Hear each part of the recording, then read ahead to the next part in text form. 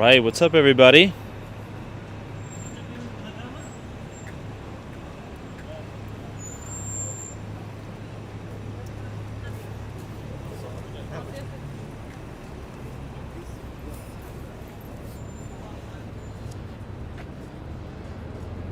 We're here overlooking the Plaza Hotel, outside of the GM building and the Apple Store,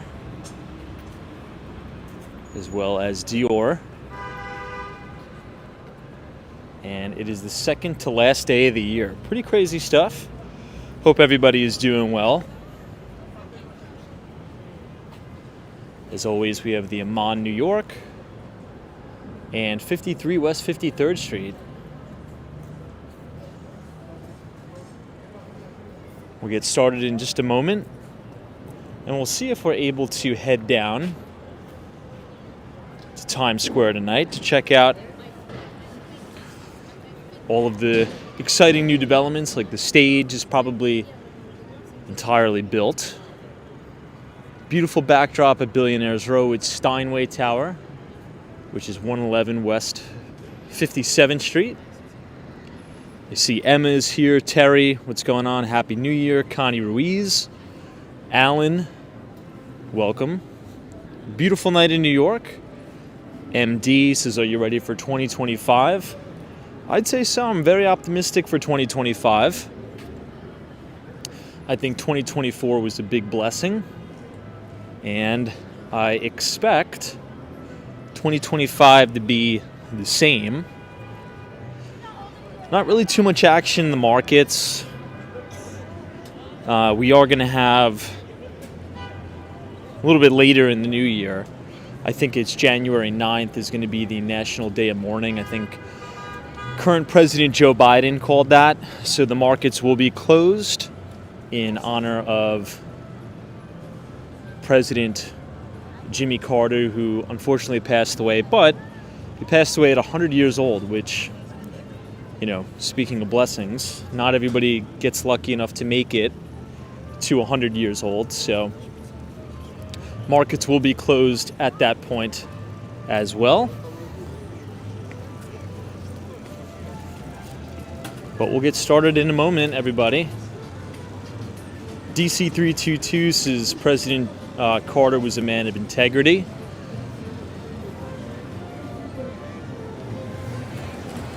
Brian M says, I think that's a dumb decision. I don't know. I mean, I get it, right? He is, or was a sitting president of the United States, so I get it.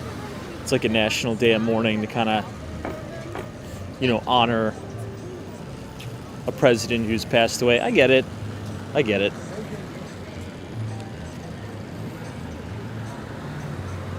But many people hold the same kind of opinion as you. I think hedge fund manager Bill Ackman said something similar on X today, kind of talking about that. Who knows, maybe we'll have 24/7, 365 markets coming up sooner rather than later. We'll see. Anyway, we'll just do the quick audio and visual check. So if you guys can hear us and if we are streaming in 1080p, just go ahead and leave a thumbs up in the chat. We'll get started here in a moment, everybody.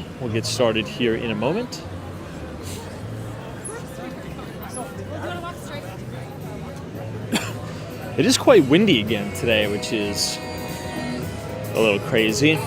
Professor says the audio visual is perfect. Fantastic. Daytona Gal. Yeah, yesterday we had a little bit of technical difficulty. I think that happens from time to time when I have like debris and like dust in the microphone, I guess. I had to clean it out. I have one of those at the office. I have one of those canned airs. Like it's like just like a can of air you can kind of clean your keyboard off with and stuff like that. So, anyway, looks like we're ready to go. So good evening, everybody, and welcome back to Walks in Wall Street. This is going to be pretty much one of our last broadcasts for the year of 2024. It was an interesting day in the markets. Nothing really too much going on. It's very, very low and light volume across all the major exchanges. So as we've been kind of discussing over the last few nights here, I think you're probably going to start to see that activity pick up the second week of January as portfolio managers kind of ring that register on some of the profits after what's shaping up to be an unbelievable year in the market. I mean, really, really unbelievable. Should everything hold and stand as it is right now, we will have had 2 years of back-to-back 20+% returns for the S&P 500, which is really quite something. Now, I would like to note, I was just kind of hanging out at the office today, grabbed a coffee with a friend, and I was reading a pretty interesting article in Investors Business Daily. And they were interviewing, I wish I could give the lady a shout out, I forget. She's an equity analyst at a bank, I just forget her name.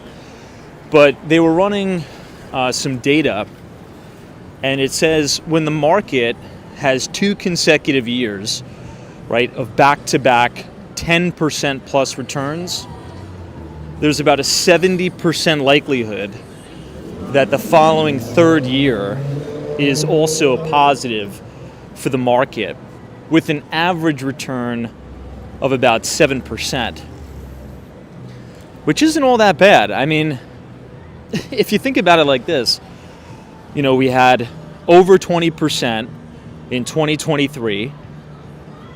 It's looking like we're going to be over 22% in 2024. And if we get a tail end, a third year with a 7% return, I mean, that's really, really monstrous stuff, frankly put. Now, what I would like to add, you know, because I've been kind of sitting at the desk, I was really wasn't that busy today. Everybody's out for the new year, so I had, you know, time to go back through my notes and things like that. We may have a market that's very reminiscent to the first kind of Trump victory, if anybody remembers that.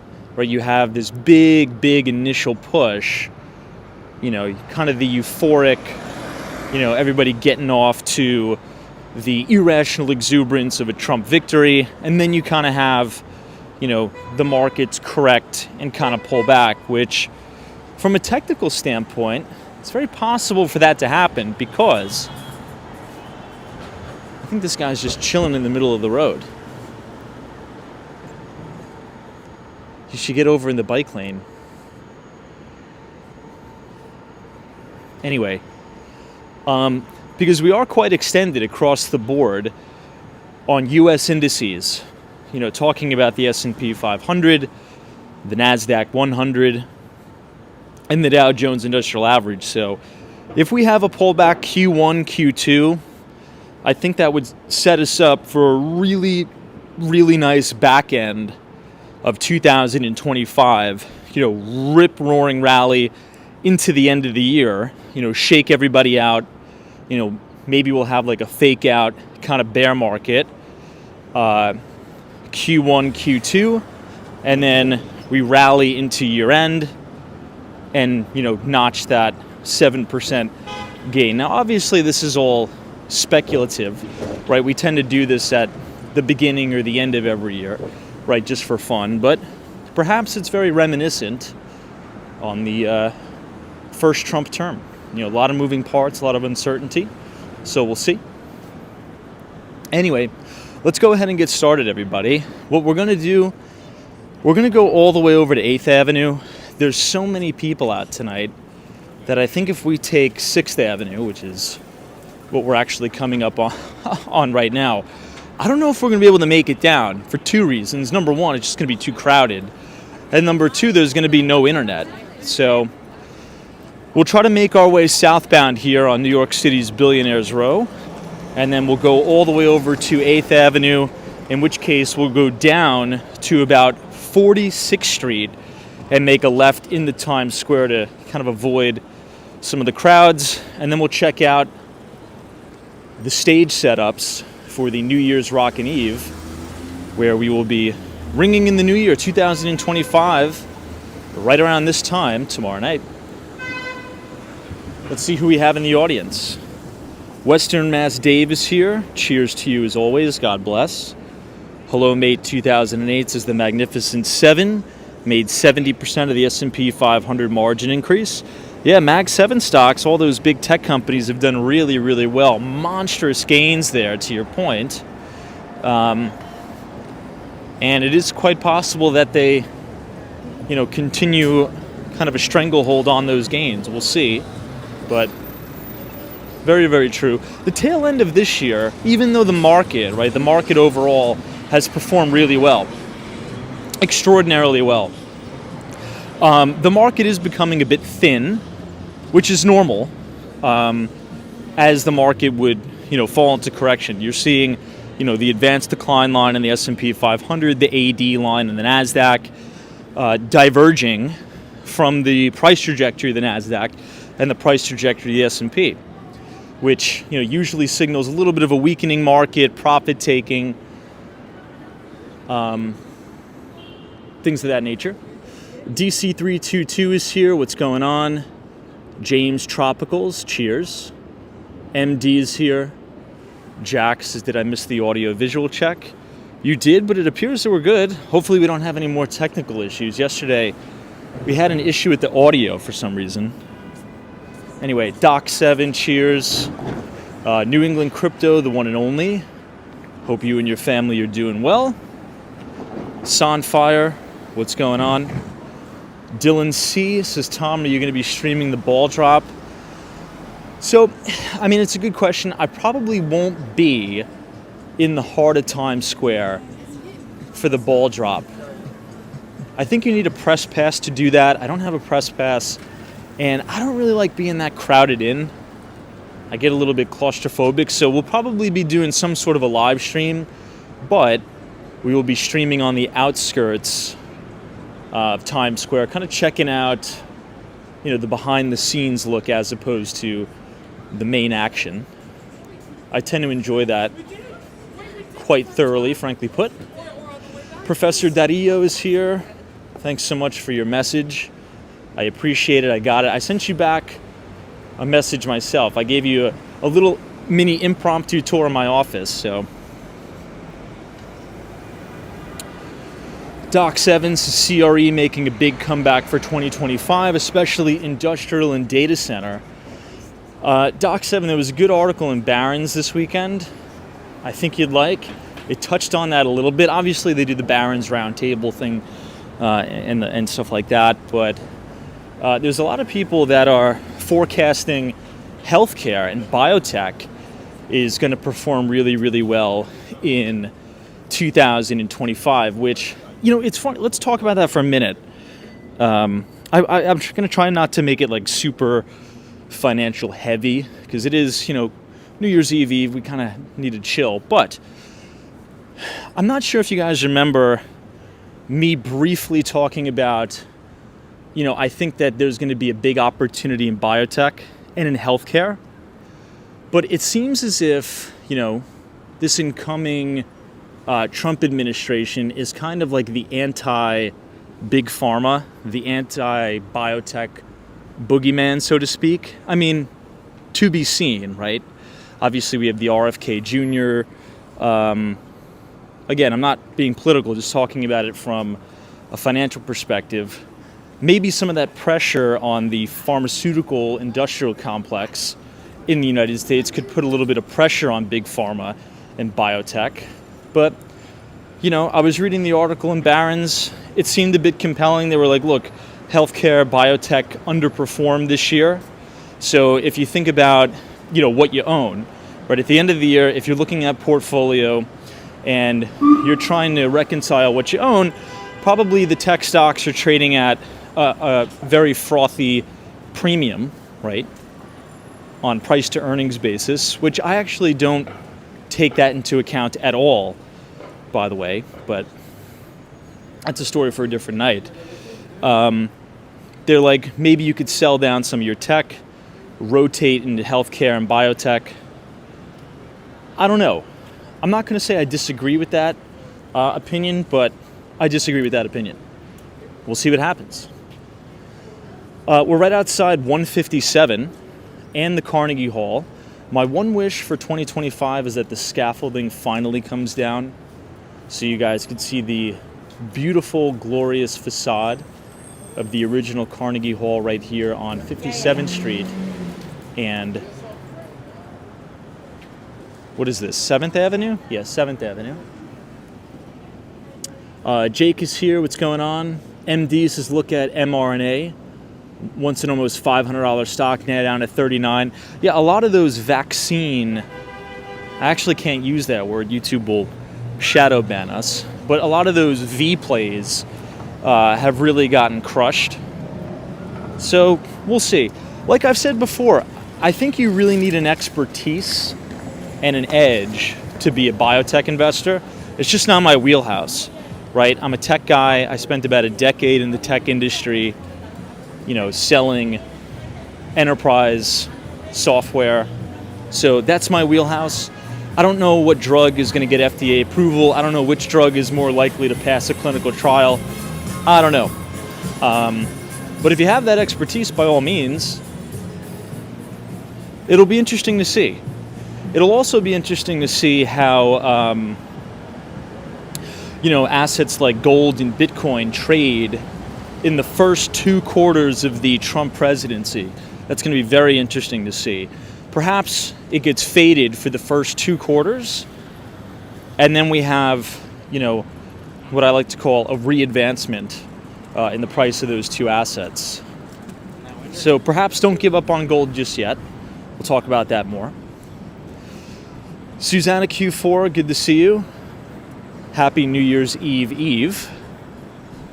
From 57th Street. I just want to give you guys this shot of 157. It's one of my favorites. Norma Miranda, thank you so much for your $5 donation. This is Tom wishing you lots of blessings in the new year. As for you, thanks for supporting and thanks for watching. Much appreciated. Now, speaking of 157, I was watching a really, really good one of Bill Ackman's older interviews the other day. And it was so intriguing to me because it reminded me of a topic that we tend to not argue about on the live stream, but, kind of like debate it. And it's all about diversification, right?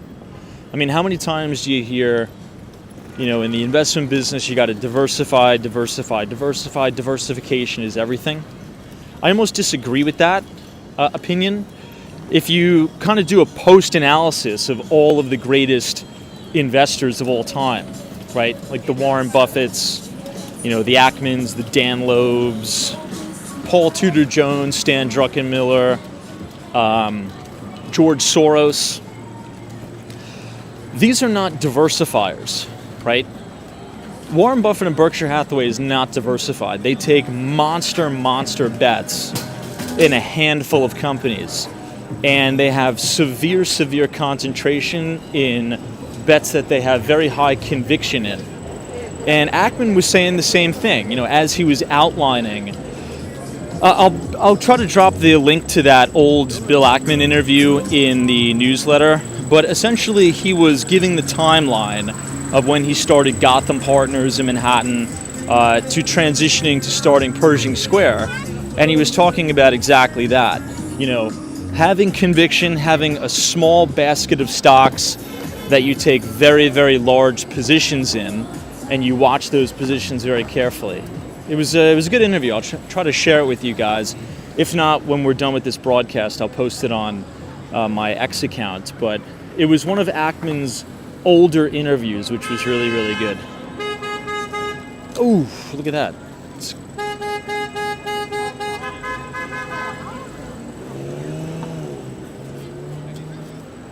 Really got to watch it crossing these streets. JC, what's going on? Cheers to you. Jack says, I think Tom is excited about 2025. It'll be an interesting year. I am. I'm very excited about 2025. I think it's going to be a great year for everybody. Evan Weeks, evening to you. Happy New Year's Eve.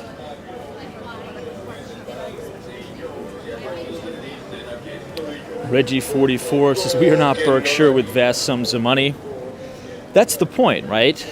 You know, that's even more of a reason, right? If you're going to be an active money manager to, you know, concentrate positions. You know, let's say if you're just starting out and you have, you know, $20,000.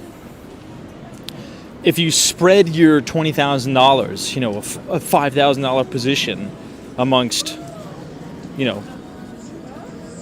5 stocks, that's really not going to move the equity needle there. It's not going to move the needle. You kind of have to get aggressive, you know, do the work on these companies. And we're talking about active portfolio management, by the way. So this conversation is within context of being a active portfolio manager, an active PM, right?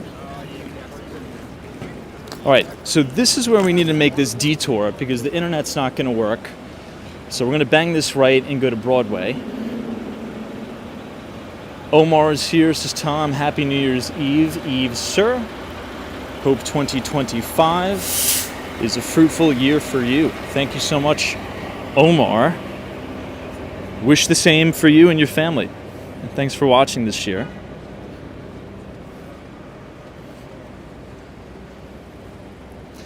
Now, aside from the investment business, you can kind of formulate that advice just to business in general, right? And this brings me to that Jeff Bezos interview at the New York Times Dealbook Summit, right? Bezos was kind of talking about, you know, time management and, you know, focus.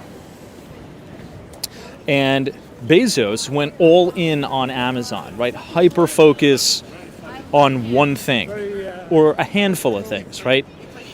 You don't want to spread yourself too thin. If you can have mastery in maybe one or two things or just pick one thing, that's probably more worth your time than spreading yourself way too thin. So the original story of how Bezos came up with the idea to start Amazon is a really great one. He graduated college and his first job out of college was at a quantitative hedge fund by the name of D.E. Shaw, David E. Shaw and Co. And Bezos was a quantitative analyst, quantitative researcher, making a lot of money at a very young age. He came up with the idea for Amazon, and he went up to his boss, which at the time was David Shaw, now a multi-billionaire, one of the greatest hedge fund managers of all time. And he says, David, I got a business idea, a proposition for you. I'd like to talk to you about it. Long story short, they both took a walk in Central Park.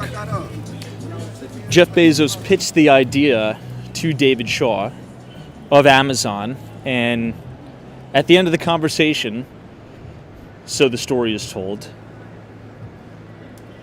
David Shaw turns to Jeff Bezos and says, you know what, this whole, you know, idea of selling books on the internet seems like a really good idea for somebody who doesn't already make a lot of money, right? Essentially telling Jeff Bezos, look, you got a good gig at a hedge fund, you're on your way to making millions, if not maybe even billions in your career if you spin off and do your own thing. But despite that, Jeff Bezos took the jump and went all in on this idea of selling books online. You know, went all in. Pretty interesting. This is a cool view of the Ed Sullivan Theater. This is the home of Stephen Colbert, The Late Show. Pretty cool. Evan says there is no great reward without great risk. For sure. Hope you're doing well. Anybody ever been inside the Ed Sullivan Theater, by the way? Anybody get to see any of the greats? I've never been in here. The only, I would say, famous theater that I've been in New York City, well, that's not true, there's two. I've been in the Beacon Theater once, which was very beautiful. It's on the Upper West Side of Manhattan. It's actually one of my favorite theaters in New York City. It's number one. Number two is Radio City Music Hall. Both of those venues are really nice, but maybe I would even argue that I like Beacon Theater a little bit better. Evan Weeks says I actually went to a taping of Stephen Colbert last year. No way. So how is that? Does it, like, how different is that taping of Stephen Colbert as opposed to you watching it on the TV? Like, how many different takes are there? Vladimir says Jack Ma's Alibaba has even better fundamentals than Amazon, if not for the CCP. Yeah, I mean, that's, one of the main, to Vladimir's point, that's really one of the main reasons why Chinese stocks have been severely, severely underperforming. When we talk about American exceptionalism, and there's always this argument that, a lot of value investors on Wall Street, even a lot of prominent value investors, they'll say, why am I going to buy U.S. stocks that are trading north of 20 times earnings, right, if you're talking about the S&P, when I could buy all these cheap Chinese stocks that are trading at single-digit PEs? Well, oftentimes things are cheap for a reason and things are expensive for a reason. And individual freedoms, individual property rights, and really corporate sovereignty in the United States is something that we take for granted, and capital really flows to safety, right? U.S. has free and fair markets. You're not going to have government intervention the way you have it in China, with the CCP literally taking ownership of some of these companies. It's a really good point, which is also another kind of good lesson just in general. Just because a stock is cheap doesn't mean it can't get cheaper. And just because a stock is expensive doesn't mean the stock can't get a hell of a lot more expensive, right? Oftentimes, there's a reason for a stock to be trading at a premium, and there's a reason for a stock to be trading at single-digit multiples, right, of earnings or to sales or something like that.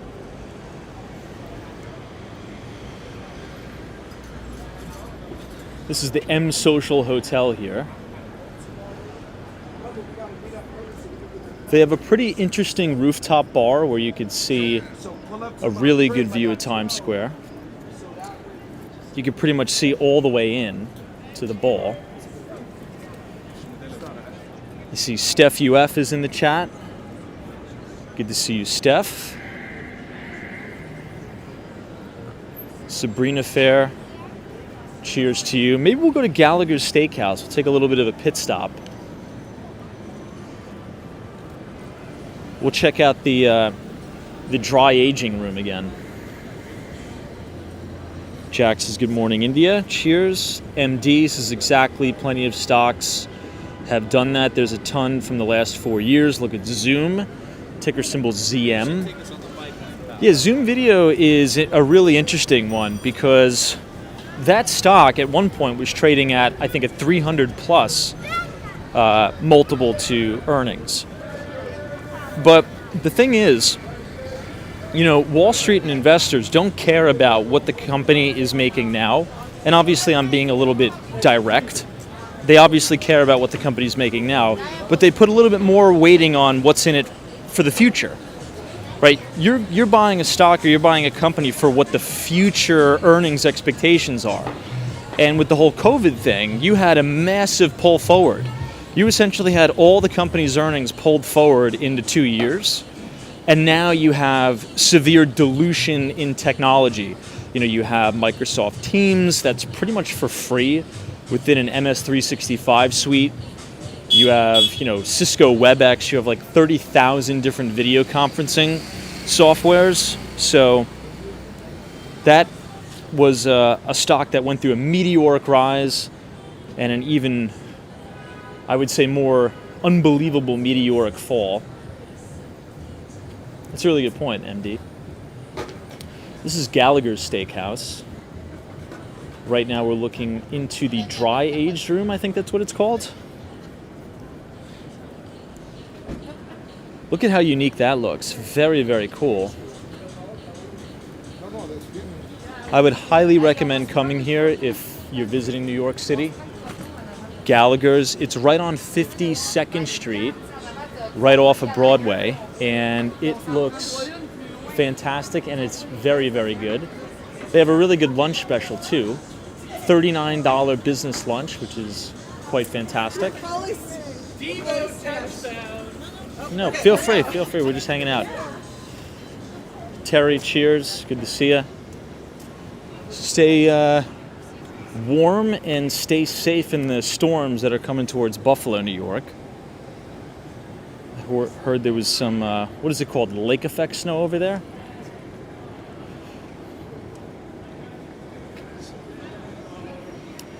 Hey, Raj Rupani says, hi Tom, wishing you an early Happy New Year. Did you see the press in the last day about U.S. credit card defaults jumped to the highest level since 2010? I did see something about that, and I also have to do a deep dive into Amex's earnings. I'll have to look at the trend, but I believe in Bank of America's most recent earnings report, we're just getting to pre-pandemic trend in terms of credit card delinquencies. So I'll have to take a look. But Raj, there was a good article that I think you'd like that was in Barron's this week, or this weekend, I should say. And it was really talking about, a lot of the things we talk about here, like the bifurcated consumer that we have, right? Where you have the top, 10% of Americans that drive the lion's share of the spending. And they were doing like an analysis, if the market were to correct 20%, that would be the number where it would materially impact consumer spending in America. So S&P 500 would need to correct about 20% in order for you to see major impact on consumer spending. Now, many of you might be thinking, what? There's no way. I mean, 20%, that would be cataclysmic, and people would definitely stop spending, which I agree. But essentially what the article was arguing is that you have to look at the overall spending breakdown in the US and look at who drives the vast majority of the spending, and it's the top 10%. And post-financial crisis, right, I would say into the era of ZIRP, zero interest rate policy, that has just unbelievably exploded the wealth gap in this country, where the people at the top have accumulated so much wealth where it's like, it's almost indestructible, where what's kind of called like indestructible money, so to speak. Which may be a thesis on itself for, oh, look at this Cybertruck.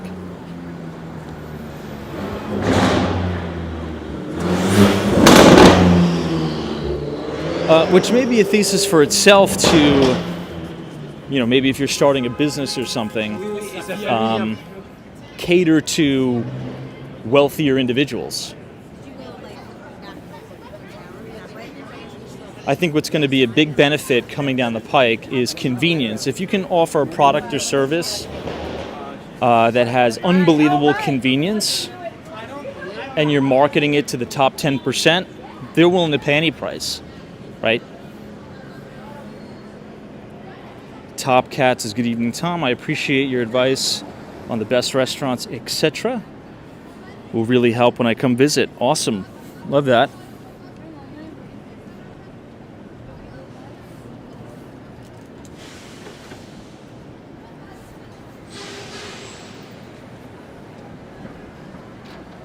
All right, let's make this left here. This is New York City's 8th Avenue. We're about to pass New Mora.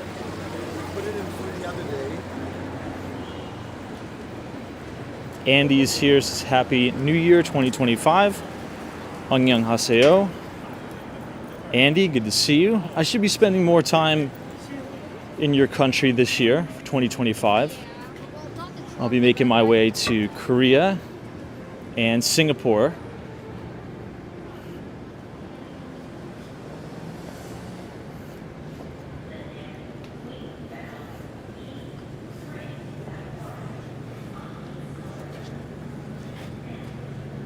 Never had this pizza spot before.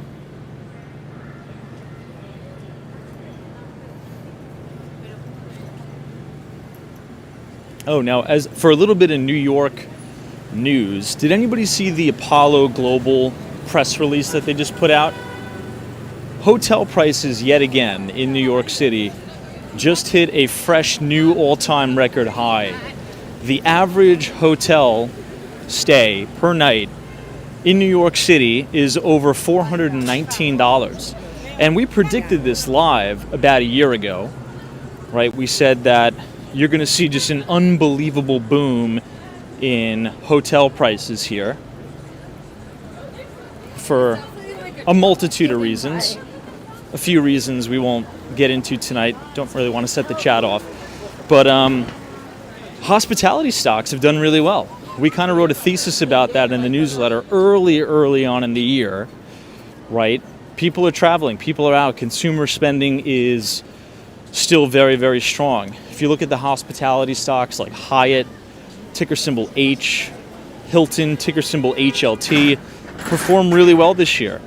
I remember specifically when I wrote that article, I cited the CEO of Hilton did an interview with Andrew Ross Sorkin early on in the year talking about corporate travel.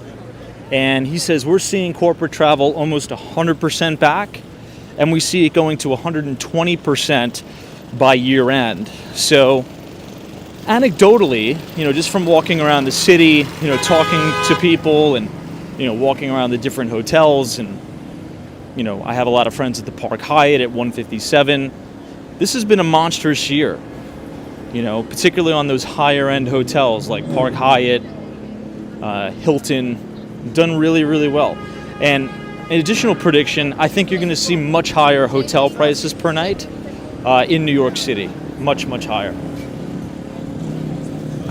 Which is not a good thing, in my view, but that is my prediction nonetheless.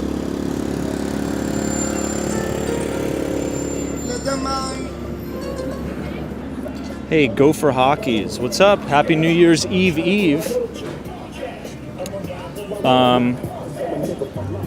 Gopher Hockey says, I'd say that's about right from working in the hospitality industry. My hotel Intercontinental Minneapolis is at $300 per night. Wow. And that's in Minneapolis. So I'm not too familiar with your market, but give us an idea. Is that kind of like, what level is that in terms of the pricing tier? Is that like on a higher end of the pricing tier or lower end of the pricing tier? I mean, that's pretty high. I mean, I don't know really much about the Minneapolis market, but those are pretty hefty rates to be able to command. Al Baker's here. What's going on? Robert, cheers. Deborah S. Steph UF says, there's my hotel, the Hotel Theta.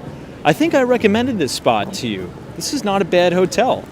It's on 8th Avenue, which is not the best, but I have stayed here before, and it's a very, very modern hotel. It's a complete gut renovation, and the rooms are very, very big in here. So the lobby's nice, has like a mini lounge and coffee bar in here, and each of the rooms are very, very big, and it's pretty affordable. It's one of the newer hotels on 8th Avenue.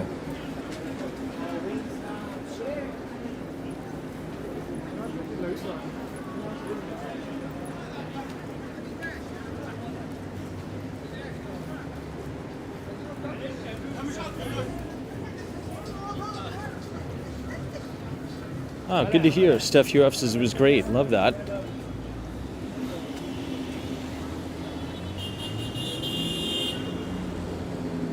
Evan Weeks says this time of year hotels are inflated for holidays and vacationers. For sure.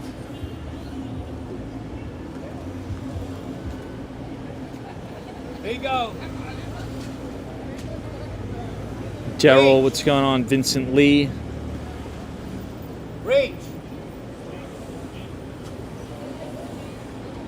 JT says, Tom, the Ludlow Hotel on the Lower East Side is my favorite.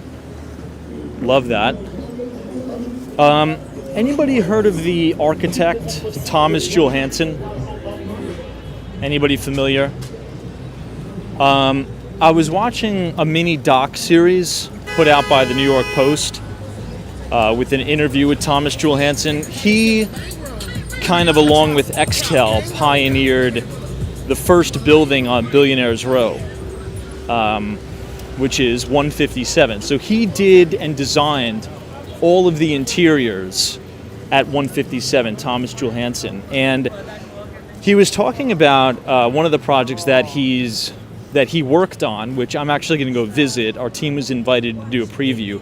Sutton Tower, which is right on the border of Sutton Place. I'm excited to see that. But on the topic of hotels, it's called the Standard Hotel, right on the High Line. So if you type in, on YouTube, just Thomas Jewel Hansen, New York Post High Line, you'll see that, it's like a 20-minute video, I think. It's really, really good. And he kind of goes into his vision for the New York City skyline, talks about some of the projects that he worked on.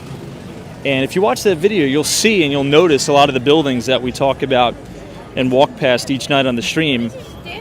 And you'll kind of pick up on a lot of those notable developers that we talk about too, like Xtel.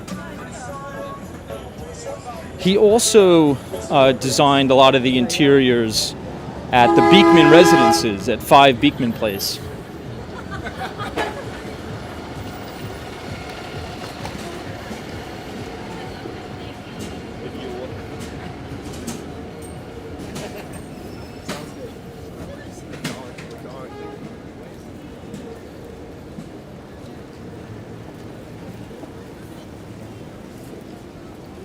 All right, this is 46th Street. This is New York City's Restaurant Row.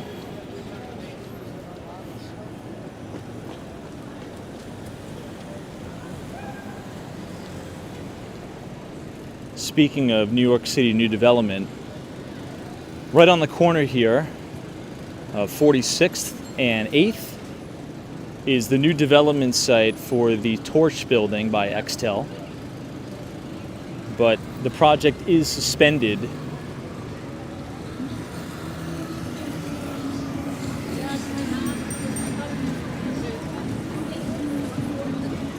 Let's see if the internet holds up. Hey, 48. Happy New Year's Eve. Always a pleasure. Hopefully you've had a good holiday season.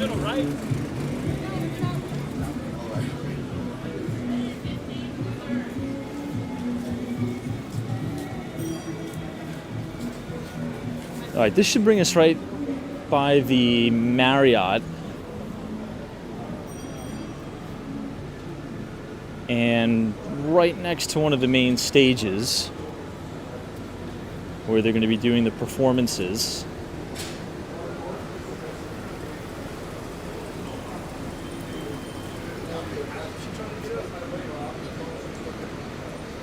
I think the Church of Scientology is here too. On the left.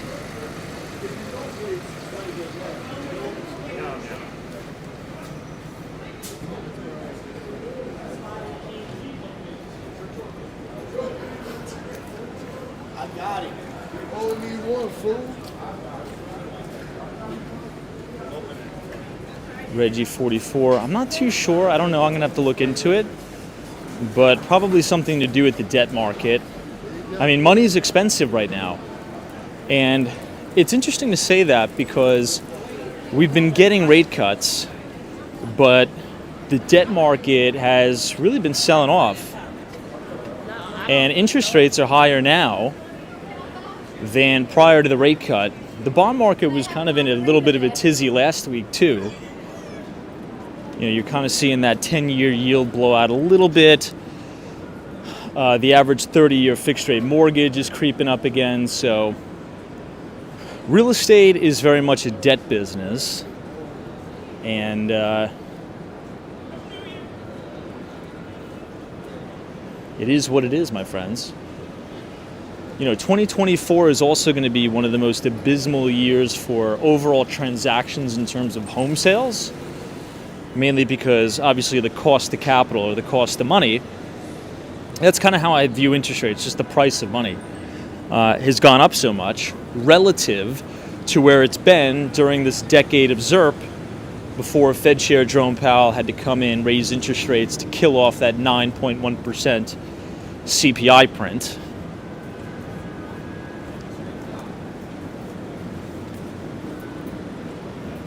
And after all of that, right, after a very aggressive tightening cycle, we're still pretty much at full employment in the United States. All right, you're going to be able to see the main stage here. This is the main Marriott marquee in Times Square. On the topic of hotels, anybody stay at this Marriott ever? The one right in Times Square that we're right across from?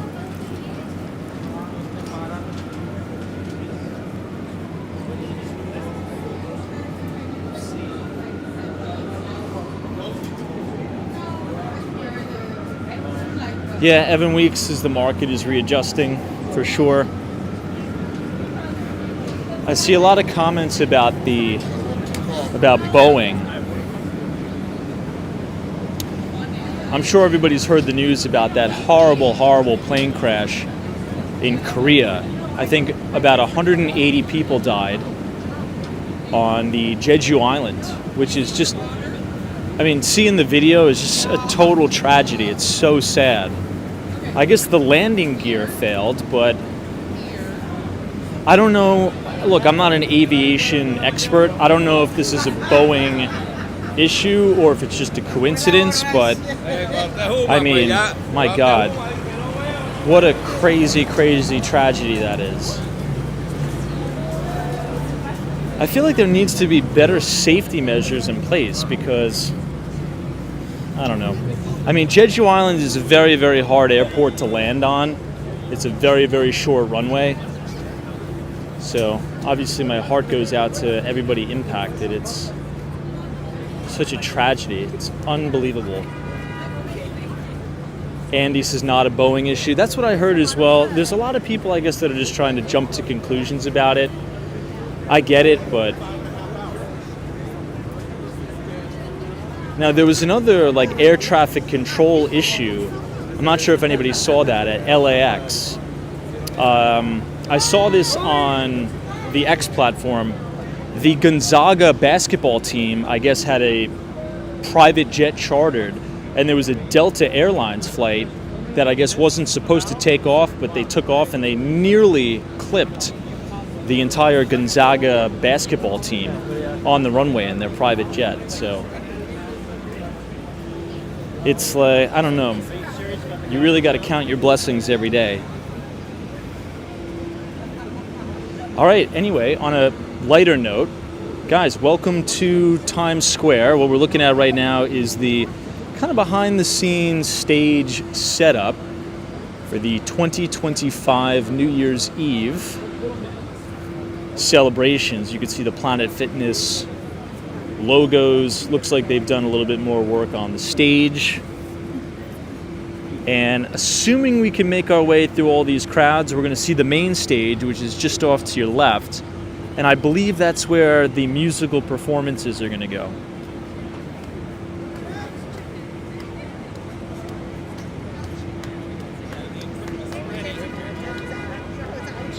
Emma, what's going on?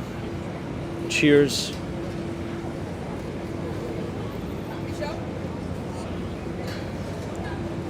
Troy Atman says, I saw that too. Gonzaga basketball team was very lucky. That plane got just enough air.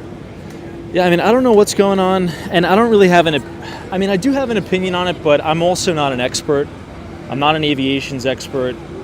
I think it's easy to jump to conclusions and just say, you know, it's negligence, but maybe it's just the fact that, you know, there's more coverage on this stuff now. Maybe this stuff happens a lot. I'm not talking about the plane crashes, but like the air traffic control issues. So, who knows? But I mean, 180 people. It's just, that's just unbelievable. I can't even wrap my head around that.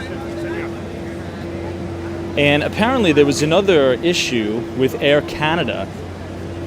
I believe there was an issue with the landing gear too, and as it was landing at the airport, the entire wing was scraping the ground, like creating these crazy sparks everywhere.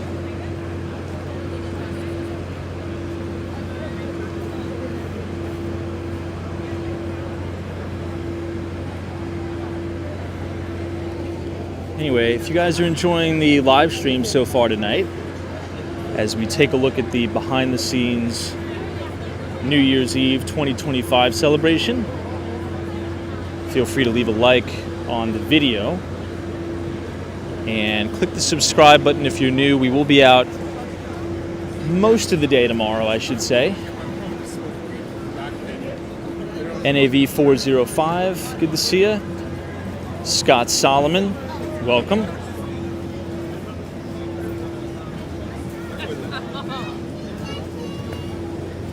How about a comedy show tonight? Anyone live stand-up comedy show this evening? Anyone? Now, speaking of airlines, I was catching up on a lot of reading this week because a lot of people were out. But I was reading this article in Investors Business Daily about cybersecurity firm CrowdStrike, which is actually a stock I had a major position in this year. Back in July, I'm sure everybody remembers the massive outage that was caused by CrowdStrike. In terms of aviation, I mean, they grounded over 3,000 flights, and Delta Airlines is suing them, I believe. I forget the exact amount of the litigation, but Delta is suing CrowdStrike for the outage. But even still, right, even with CrowdStrike essentially bricking millions of devices, grounding, thousands of flights, the churn rate for the software was, or the retention rate for the software was 97% retention. So if you're a company, right, and your software is that good most of the time, where you can essentially almost shut down half the world for a day and still have almost none of your customers leave, I mean, I can't even tell you how much of like a bullish signal that is. I remember back in July when we were talking about this in real time as it was happening, I'm like, yeah, there's definitely going to be major churn here. Major churn. But there wasn't. 97% retention rate. That is very, very sticky business. However, they are offering, significant incentives to customers that were impacted.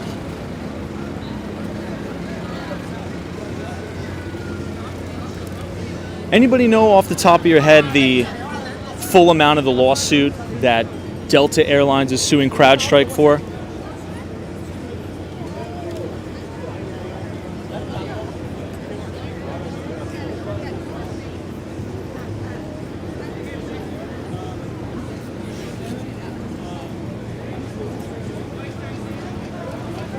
Let me try to zoom in on the ball.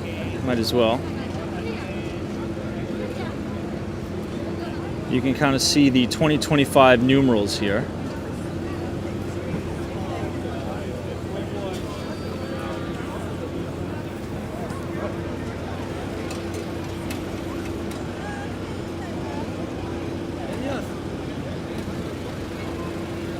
Hey, Lady O, welcome to Times Square.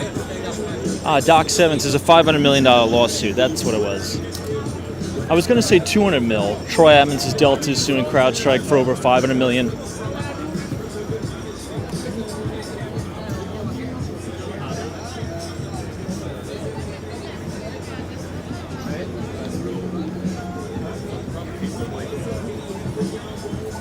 Emmett says, Tom, any reason why you didn't get into commercial real estate?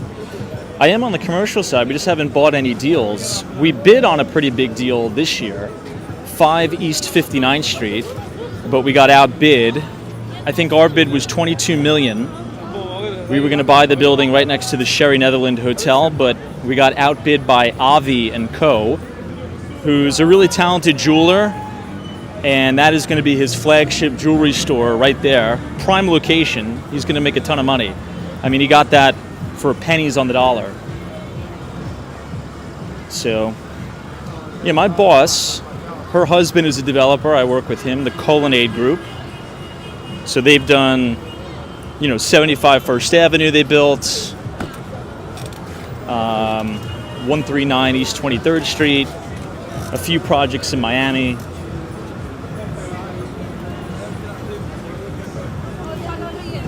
And I think 2025 is going to be very fun. Let's just say that.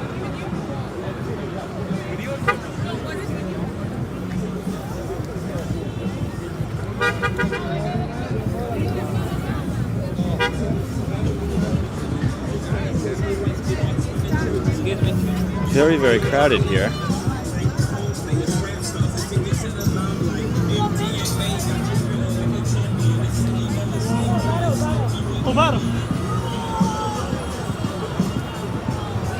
All right, so we've made it to stage number 2.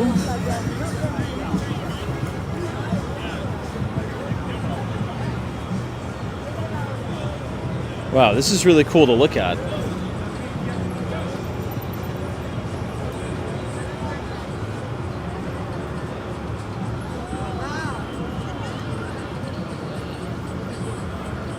Jen City says, I can't imagine how much Planet Fitness spends on this sponsorship. I couldn't even begin to guess. What do you guys think? How much do you think Planet Fitness spends on this? I mean, it has to be profitable or else they wouldn't do it, right? I mean, Planet Fitness' whole business is, selling as many memberships as possible and then hoping nobody comes to actually use the gym.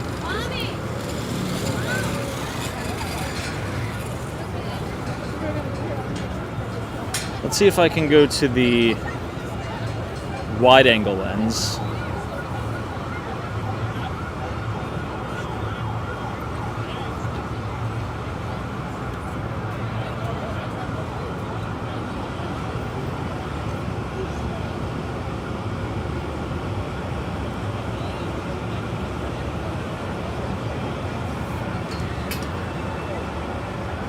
Oh, look at this guy up here.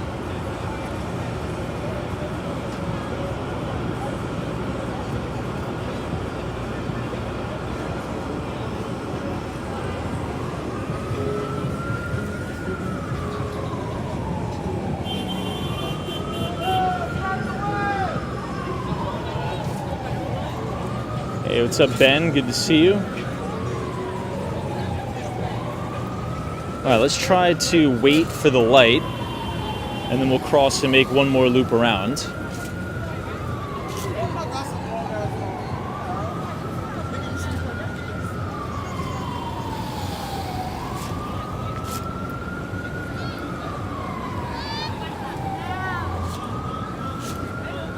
456 Planet Fitness feeds their members pizza.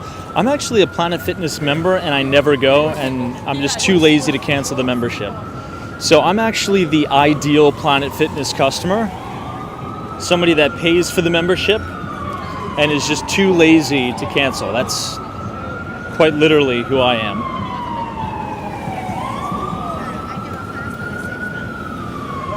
All right, made a little bit of a loop around.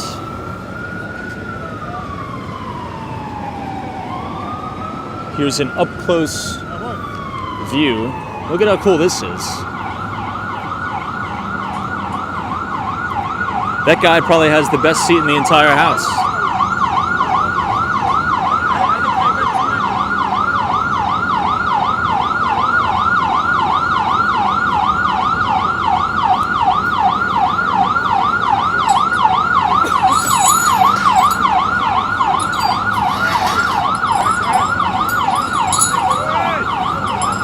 Lift, good to see you. Welcome.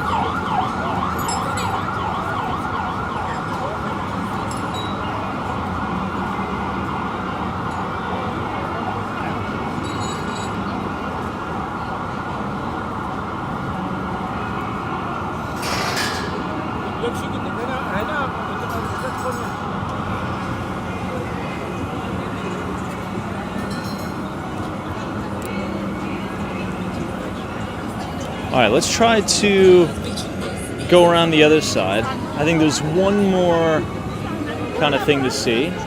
Hey, Mark Summers is here. Says Happy New Year's Eve Eve. Cheers to you. Thanks for joining.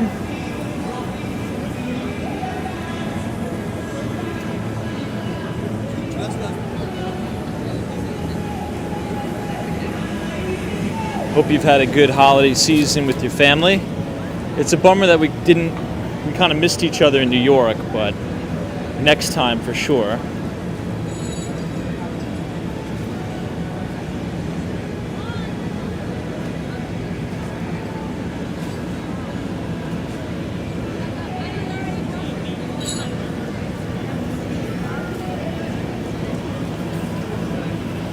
When it's windy in New York, you have like a garbage tornado. All right, let's head down because there is one thing I want to show you guys that you didn't get to see yesterday. At least I can't remember. Did you guys see the Kia sponsorship setup yesterday? I forget. Or maybe that was earlier today, I forget.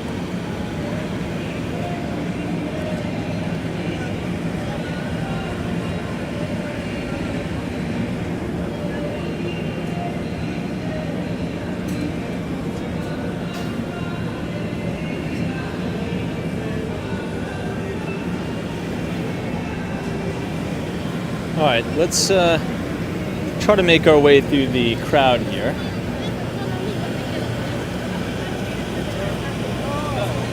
Oh, look, it looks like they're putting something into place here.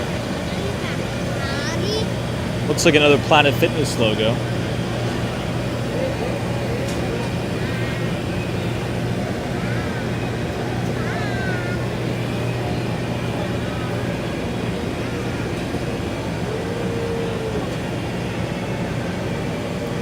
Hey, Bree Grams, thanks for joining as we kind of watch the construction workers build the stage here before they drop the ball and ring in the new year for 2025. Maybe they're going to lift this all the way up there with that guy.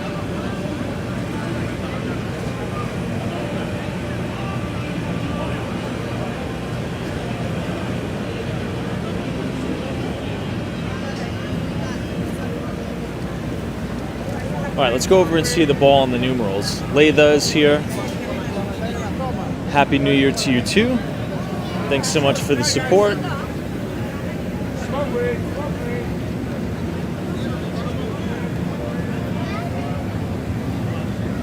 Hope you've had a good holiday.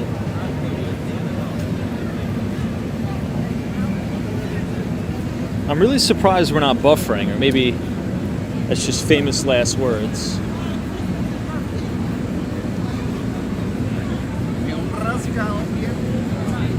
Maybe they fortify the internet, perhaps.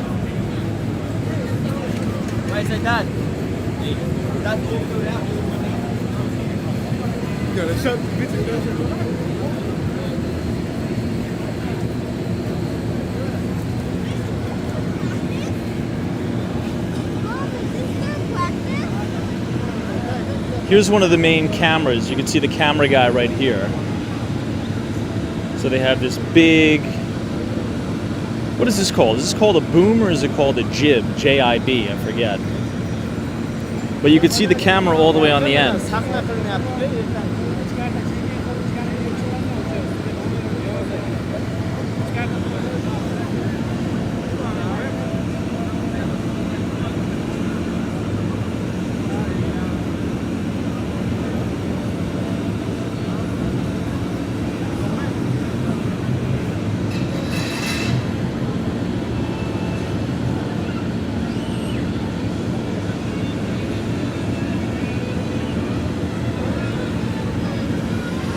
All right, let's continue on.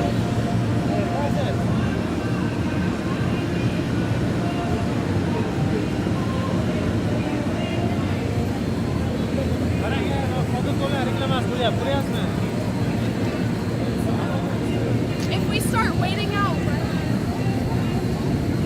I think people are going to start waiting right around 9 a.m., maybe even earlier, who knows. They really want to get a good spot.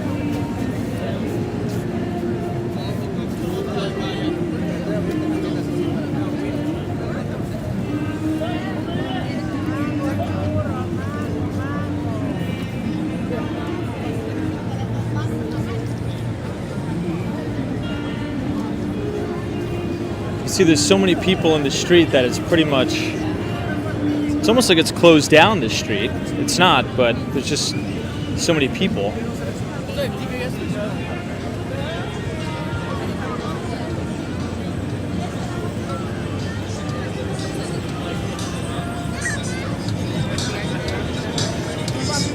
All right, let's check out this camera setup.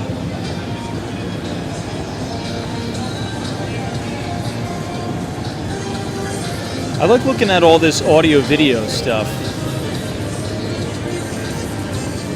It's pretty impressive engineering.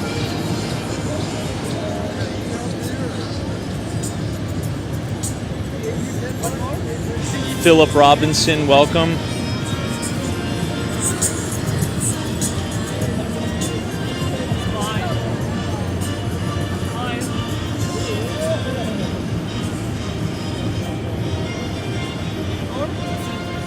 Line Sync, thanks for joining.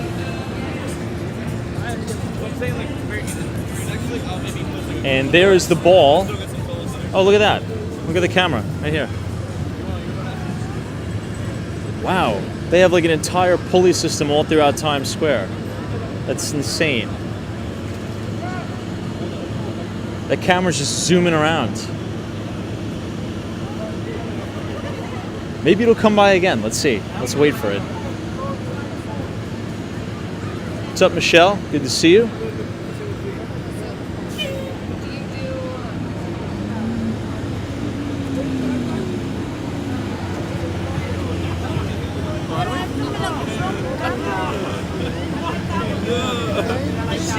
Can you take Okay, hermano.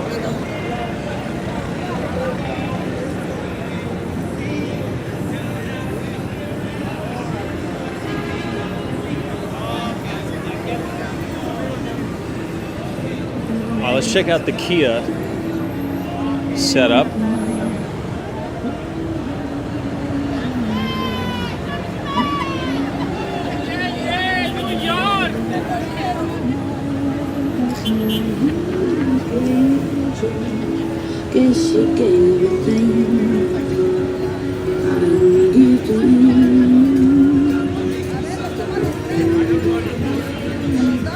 Oh, there he is. He's finally testing out the camera, this guy. Black Ribbon, what's going on? Welcome to Times Square on New Year's Eve. We're just looking at all the camera setups, just hanging out.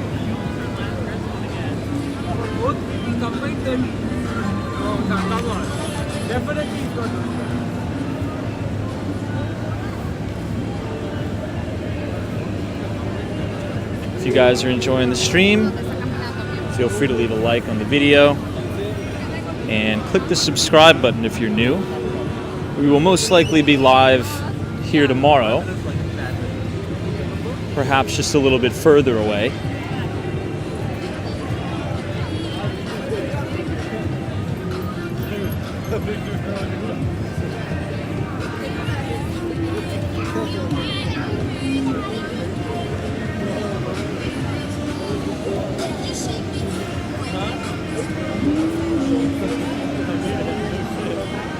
Looks like they put a bag over the camera just in case it rains, maybe.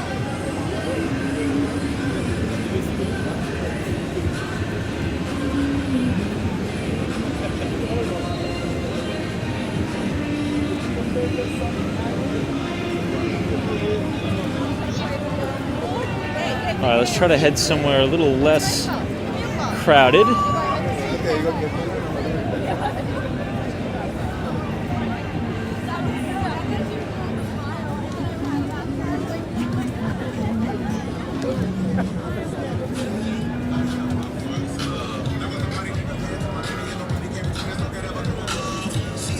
This is now West 45th Street. We're going to try to make a left, and then that'll bring us to the kind of Kia advertising.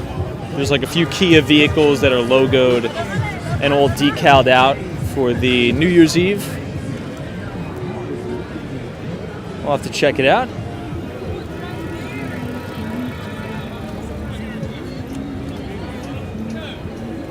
It's almost like they made a whole other sidewalk.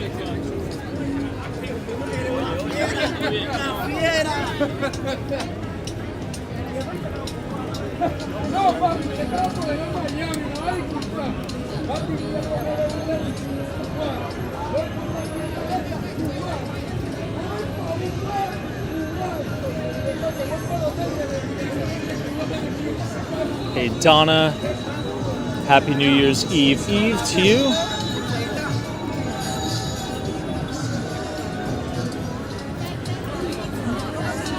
Let's zoom in on the ball one more time.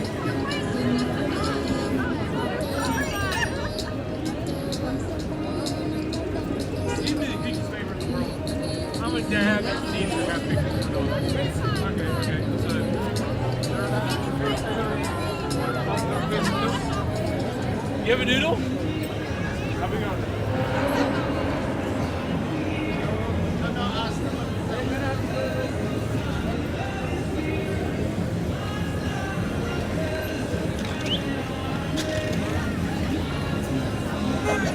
It is Hanukkah. Happy Hanukkah.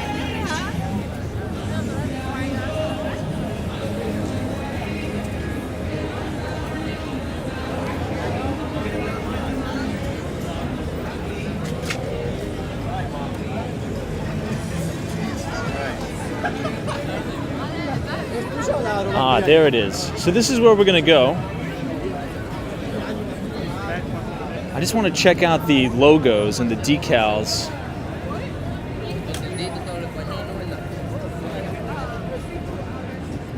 on the Kia.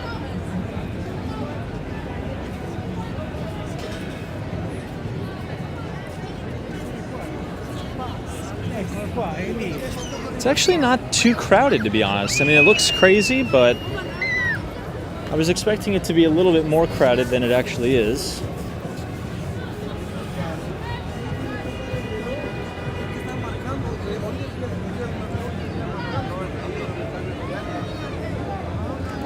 PG80 says hello from Texas. Finally caught you live. Well, thanks so much for joining.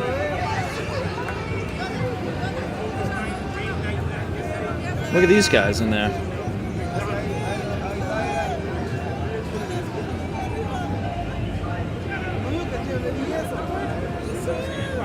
Very cool. It's the Hard Rock.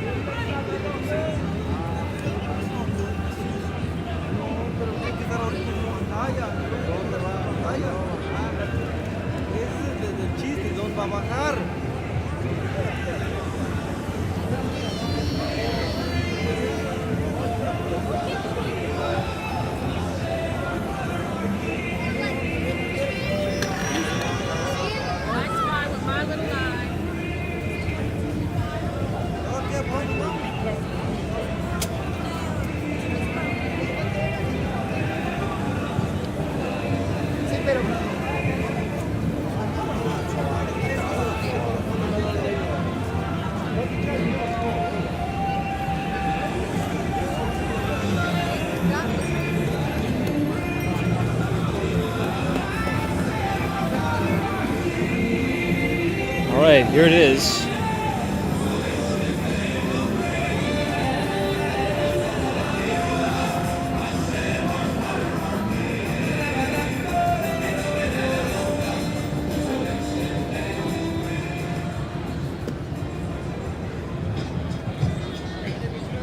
I kind of want to see that camera zoom by on that big rig.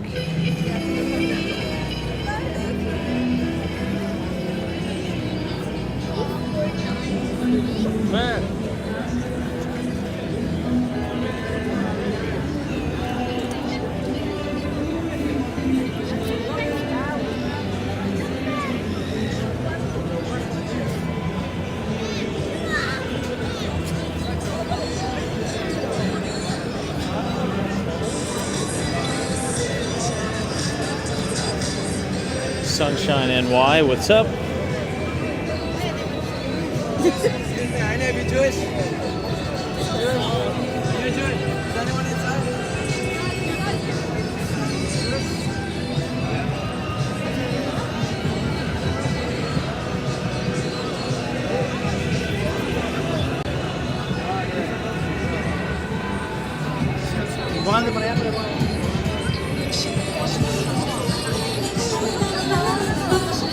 I think there's another stage here. Sunshine NYC. Happy New Year. Eve. Oh, look at that. You can kind of see the teleprompter up there.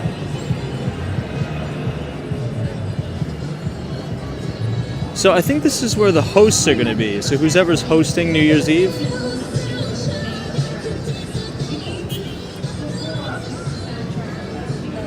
Do you guys see that a little bit? If you look closely, you can see the teleprompter rolling.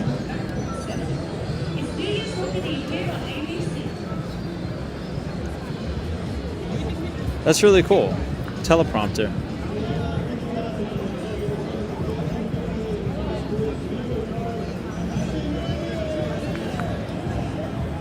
I think it's ABC. They said New Year's Rockin' Eve ABC. I don't know. I'll try to get a little bit closer.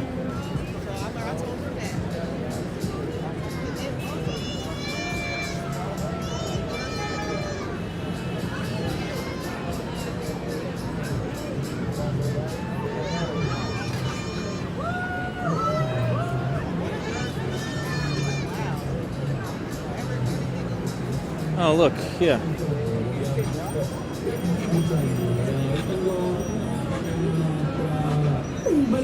Ryan. Oh, so maybe that's what Ryan Seacrest is going to read or something? I don't know. Is Ryan Seacrest doing this? It says Ryan, Happy New Year, Logan. So perhaps that's the teleprompter Ryan Seacrest is going to be reading tomorrow? Beats me. Oh, that is Ryan Seacrest. That's hilarious. I didn't know. I think that's him, right? This guy?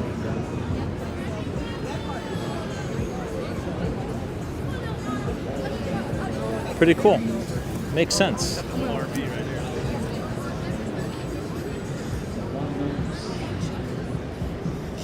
All right, let's go around to the other side. This is actually really interesting. I'm not too sure why I didn't do this last year.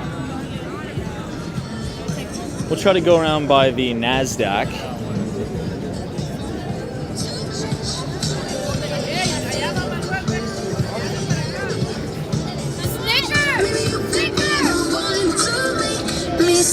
All right, if we just go a little bit more.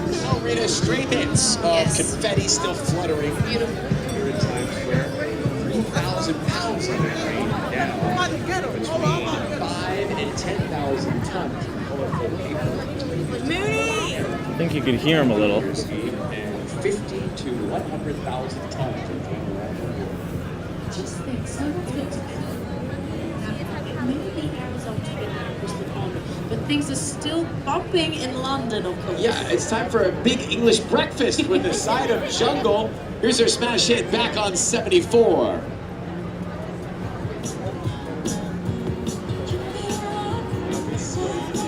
Oh, I think they're doing the audio rehearsal. That's so cool.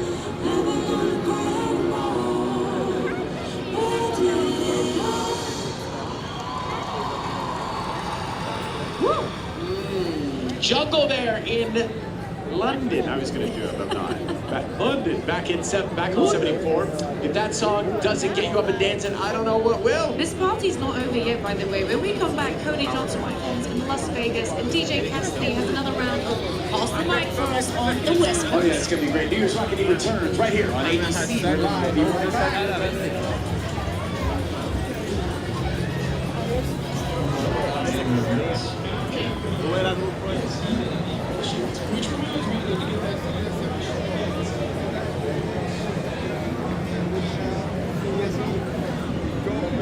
What do you guys think? I think this is pretty interesting, right?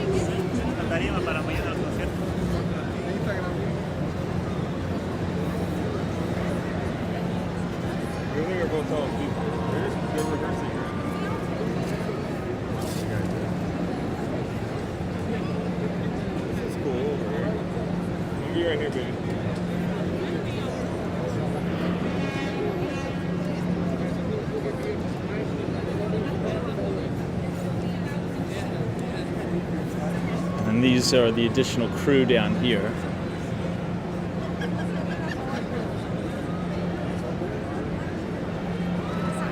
Hey, what's up, Sydney?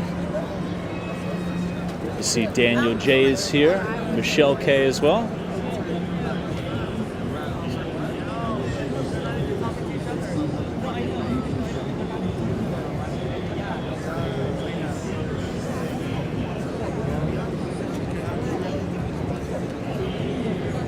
I think you could see Ryan Seacrest right there with the mic.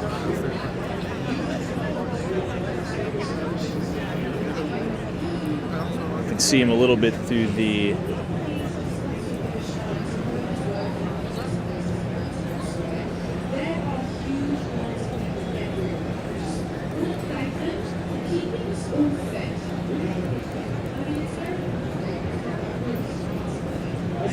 Let's go back to the West Coast. G, take it away. So I guess this is the stage for the host, right? Ryan Seacrest. Then the other stages, I believe, are for the performances, I guess. And there's a pretty big crowd just right here.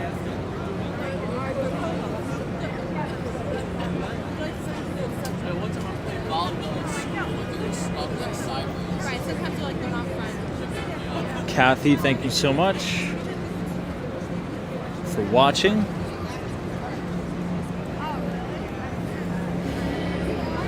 All right, let me try to zoom in one more time for you guys.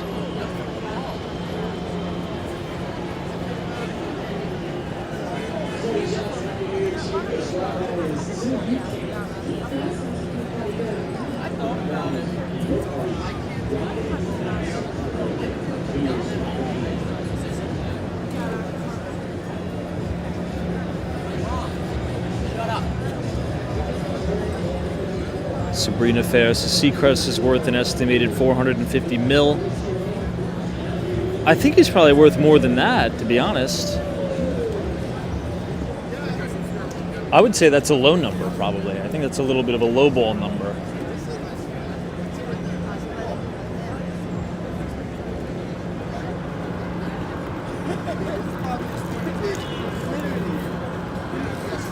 I wonder if they'll even allow anybody to stand right here for tomorrow. Maybe this will be all blocked off and closed. Who knows? Anyway, if you guys are enjoying this behind the scenes look of the New Year's Rocking Eve, feel free to leave a like on the video and click the subscribe button if you're new. We do these streams pretty much every day starting at 8:45.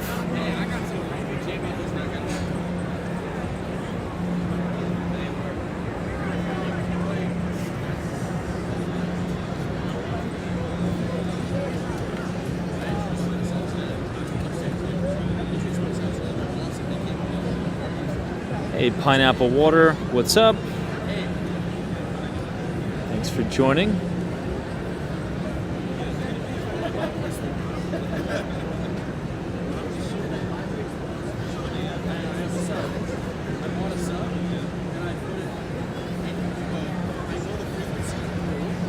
All right, let's head out and do one more lap around.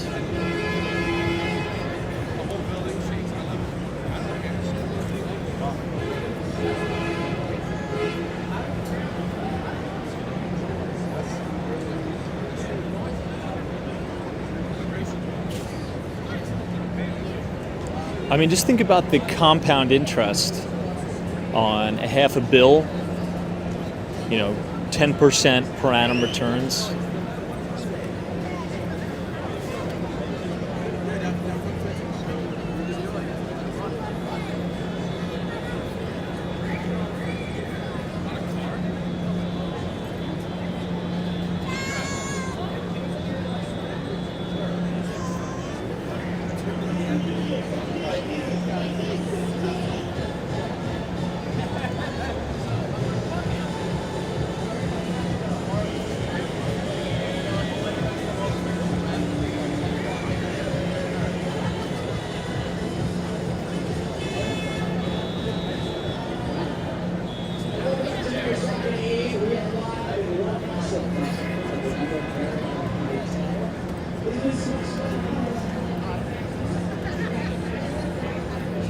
let's try to go around the other side and make the entire loop.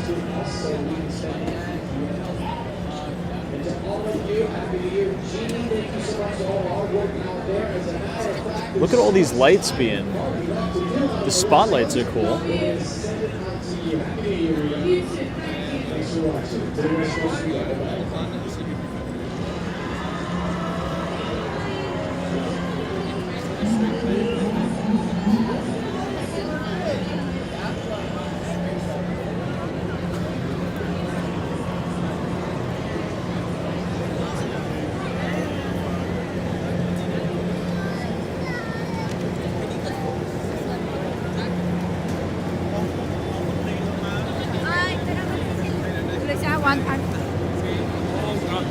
All right, so we're now headed towards 1 Times Square.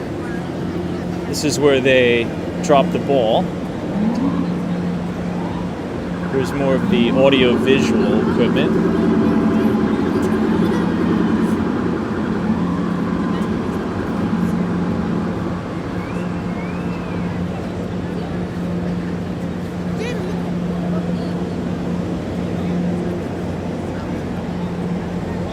And this is the NASDAQ.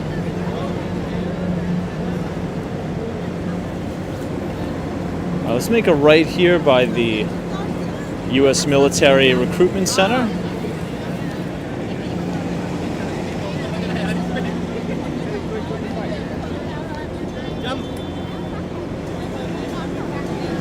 Here it is, the U.S. Armed Forces Recruiting Station, Army, Navy, Air Force, Marines.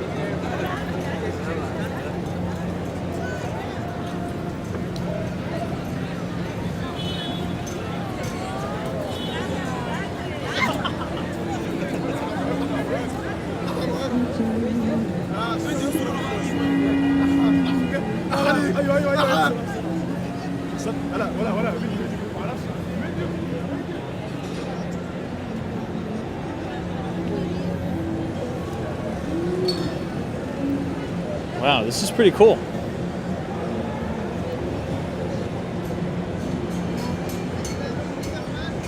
Hey, Jamie, awesome meeting you as well.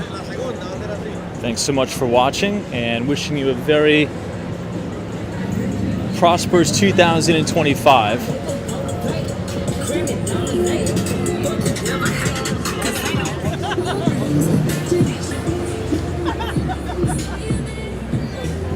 Perhaps from this angle we'll get a little bit better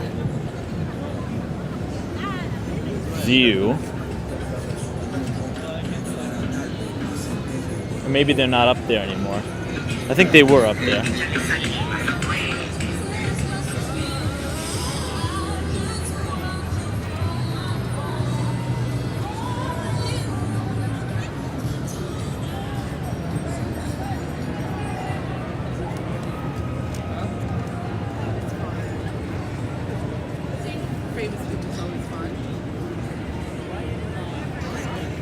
Oh, I think they've just finished.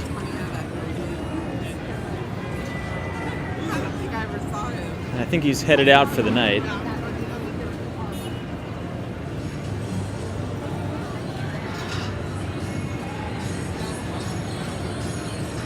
Well, that's pretty cool. When you guys are watching it on TV tomorrow night, this is quite literally where they're going to be standing.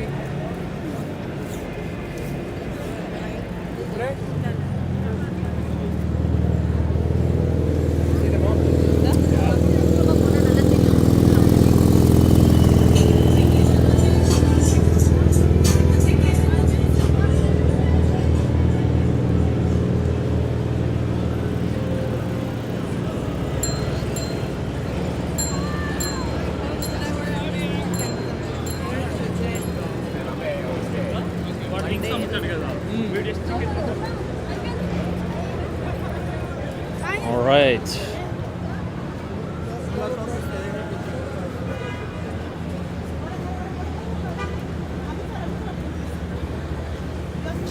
What'd you guys think? Not bad, right?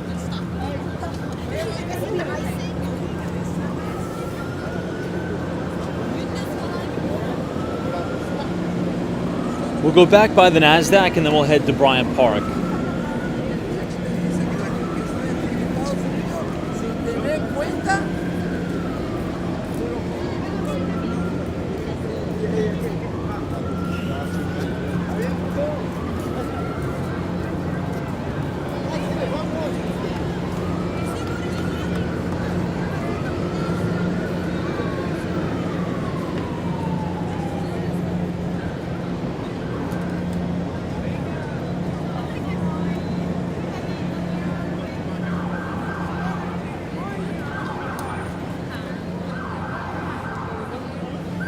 So if we look directly up, this is one Times Square. This is where they're going to be dropping the ball.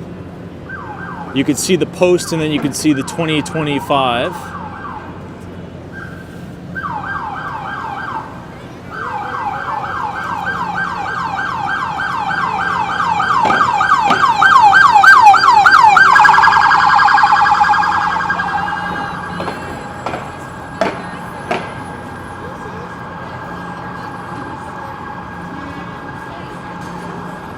Hey, what's up, Terrell? Happy New Year to you, too.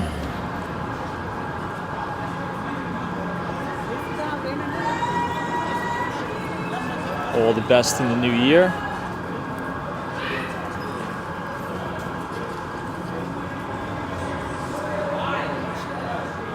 Randy Deese, good idea. I really like the stage tour. Yeah, I don't quite remember why we didn't do this last year. I just think I usually don't go to Times Square just because it's very busy, but it's cool to see it. You know, everybody's setting things up, getting ready for tomorrow. I think the crowds are going to set records tomorrow.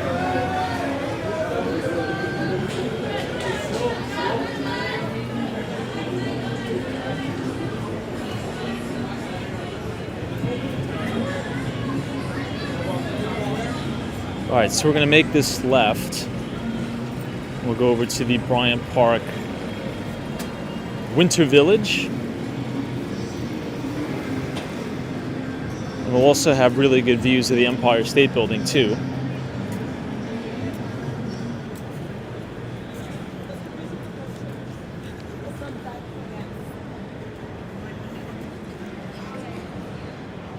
This is BMO Capital Markets.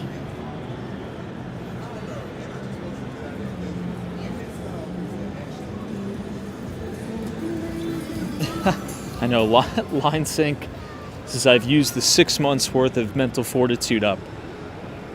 You know, it honestly wasn't so bad. I was pretty surprised. I feel as if some nights in the summer in New York City, Times Square seems to be more packed than it was tonight. Maybe that's just because a lot of people are walking in the street.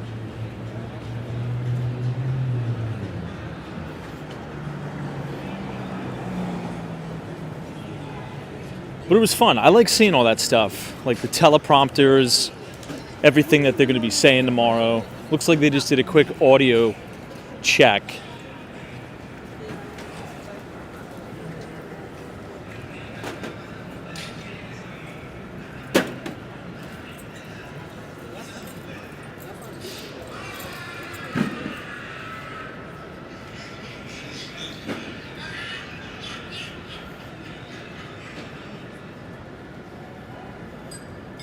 Nick says, hey Tom, will you do your walk tomorrow? Yeah, we should be on. We just may not be in Times Square. We'll probably be in and around the Times Square area. Kind of like what we did last year, just kind of looking at, you know, all the security setup, the barricades, because it's going to be too crazy. You know, I don't really want to wait in the line to get into Times Square, so we'll do the walk on the outskirts, check everything out, look at some of the lines, see all the people. getting ready, so we will be live. We'll be here.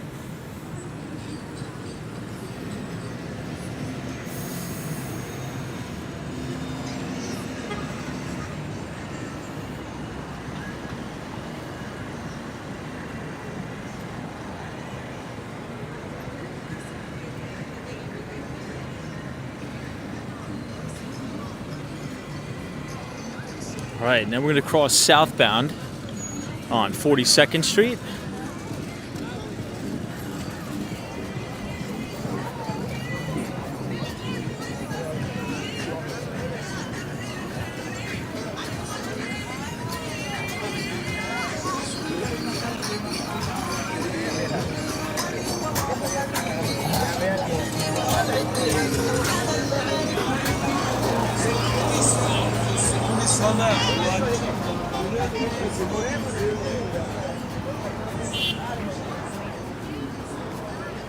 I know, Line Sinks his fingers crossed for sufficient cell capacity.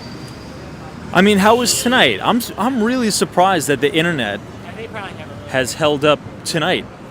I mean, have we had any internet issues tonight on the stream, or was it pretty decent, would you say?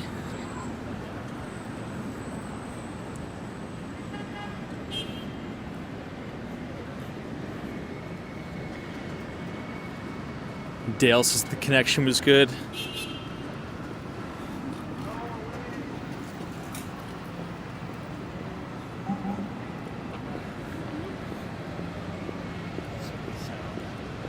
Wow, well, that's good news. The cell providers must, fortify the network the day before, for sure.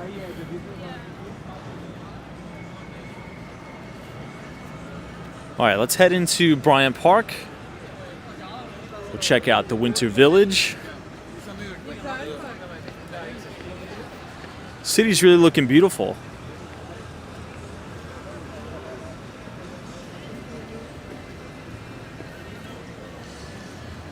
Someone says, Tom, did you see my message about medical debt bankruptcy advice? I don't think legally I'm allowed to advise on that.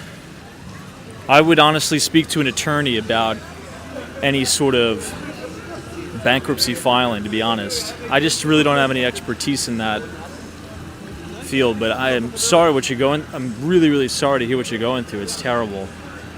But I would seek some sort of legal counsel, or if you know a CPA, maybe just do like a free consultation and just maybe talk to a bankruptcy attorney or a CPA.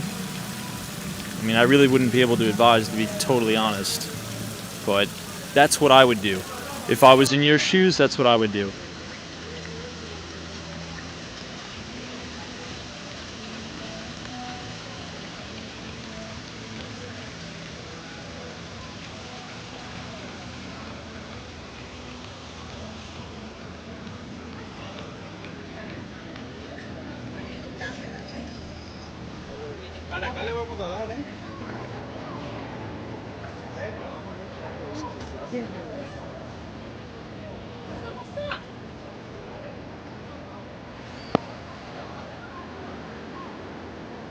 Wow, there's a lot of people ice skating tonight.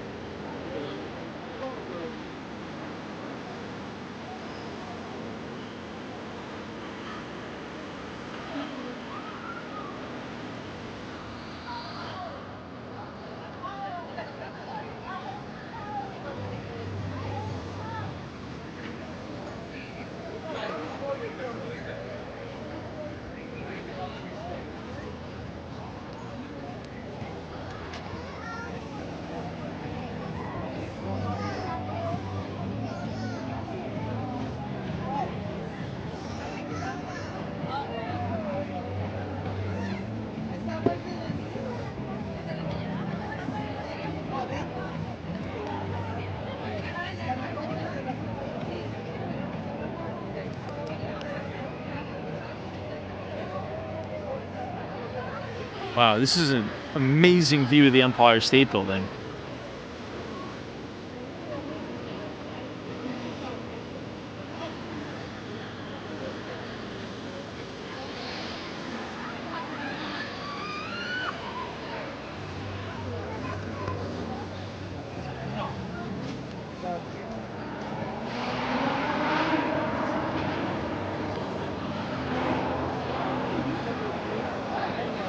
Yeah, Western Mass Days is all the trees in Manhattan have been just amazing this year.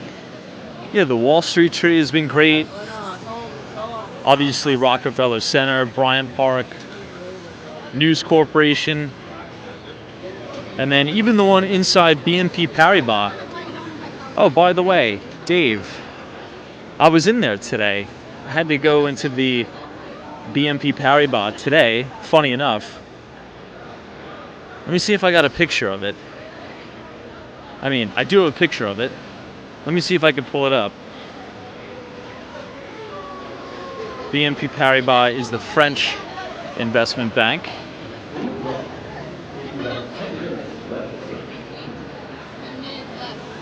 Once I pull off to the side, I'll try to get it. This is the lodge. Barrington James, thank you so much for your $2 donation. Appreciate you and your support.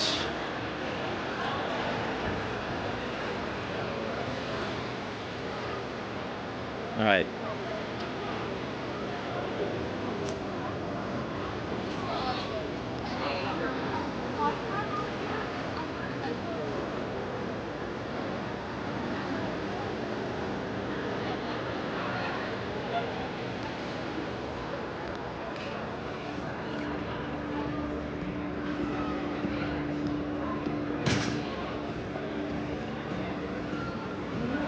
All right, Dave, what do you think? Thumbs up, thumbs down? What do you got? Yeah, I was in there today for a little bit.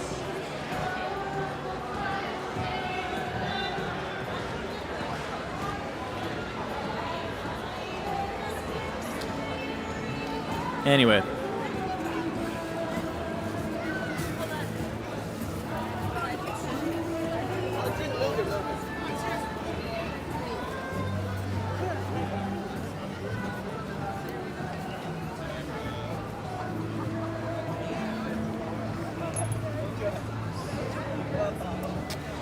Wow, this is a really good view of the rink. Have you seen Dad?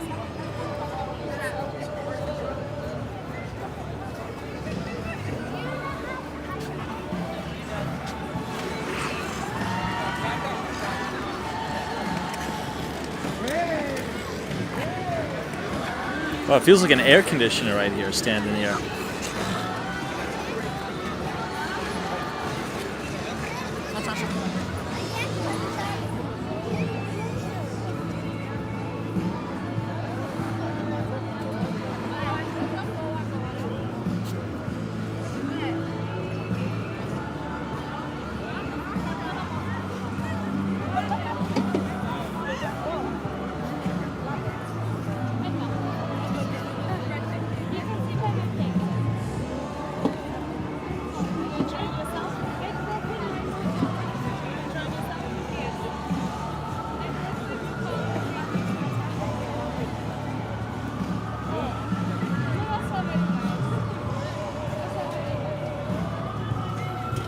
You have to skate one way.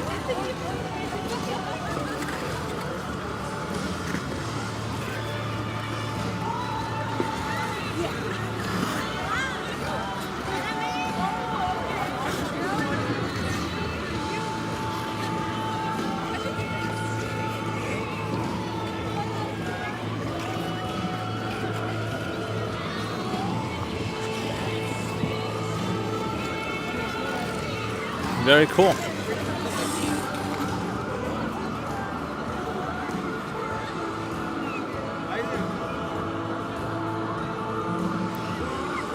And this is the Bryant Park tree. Stephen Schwarzman building. And One Vanderbilt.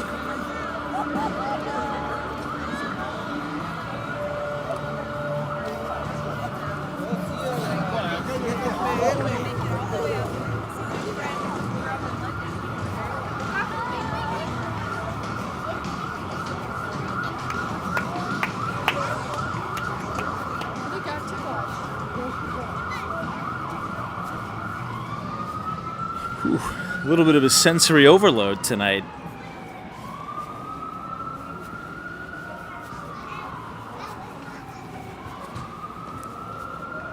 Let's see if you guys can see me on the Bryant Park camera. Here's the menorah. Happy Hanukkah to all of our Jewish viewers and listeners out there.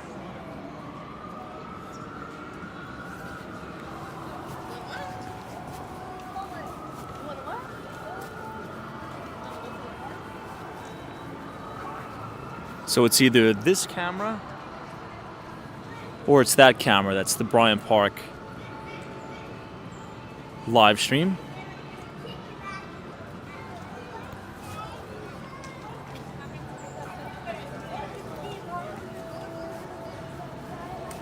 No way. Latha says the Bryant Park camera was down for a few days. Did not know that. Sometimes I have it up aimlessly in the background at work.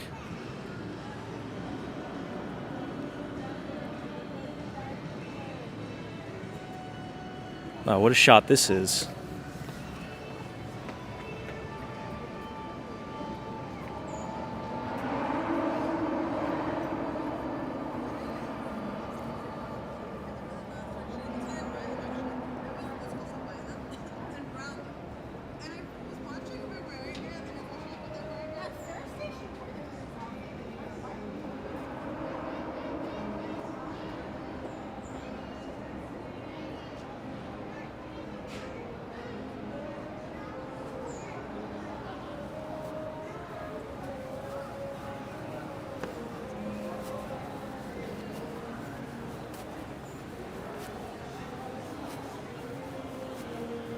I think that was probably one of my favorite shots this year. Very cinematic. And those two people were like centered perfectly in between the tree. Very symmetrical shot.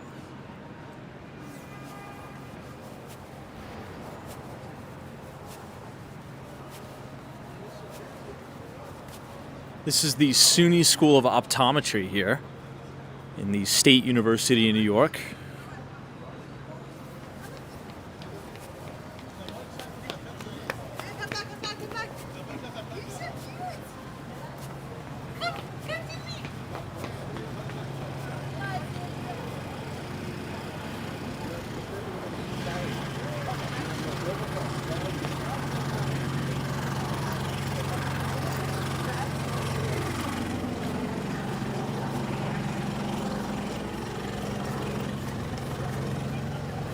We should head up 5th Avenue.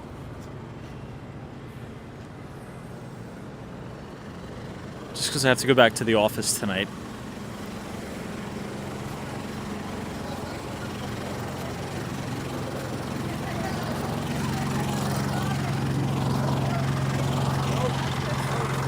Yeah, that is true. I almost forgot about that, Professor.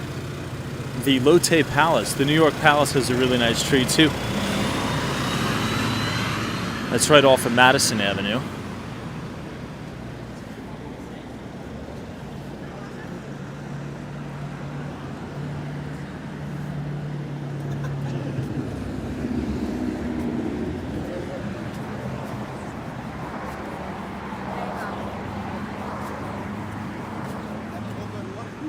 Mike says, how many hours of sleep do I get daily? 7 or 8. I mean, I usually do pretty well with the sleep, not gonna lie.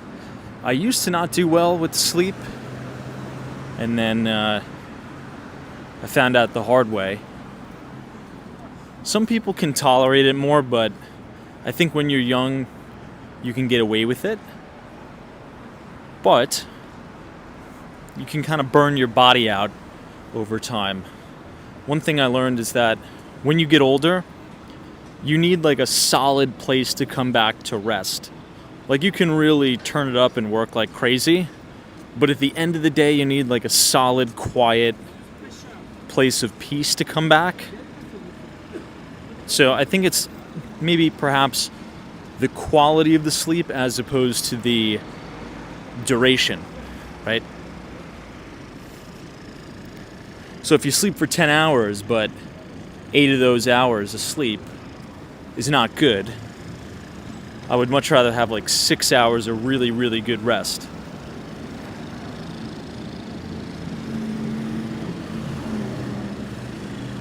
So I think it's worth it as you get older, particularly as you're working more, to spend more money on your place of living and spend the money on a really good bed and make your bedroom like very comfortable and a place where you could sleep so you can wake up feeling recharged and ready to get back after it. Oh, that was close.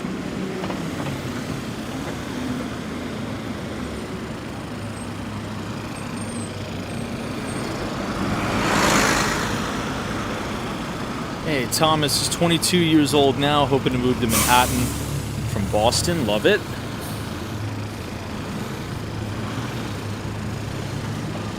Here's the Chrysler Building. 22 years old is a really, really good age to be in the city. Really, really good age.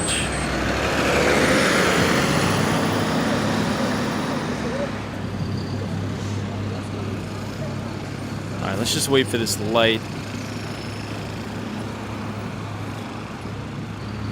This Nat Sherman on the right obviously is no longer there. It's going to be this new marijuana dispensary coming in the fall. Wait, that's not right. Maybe it's delayed. It says fall of 2024. Maybe they mean fall of 2025?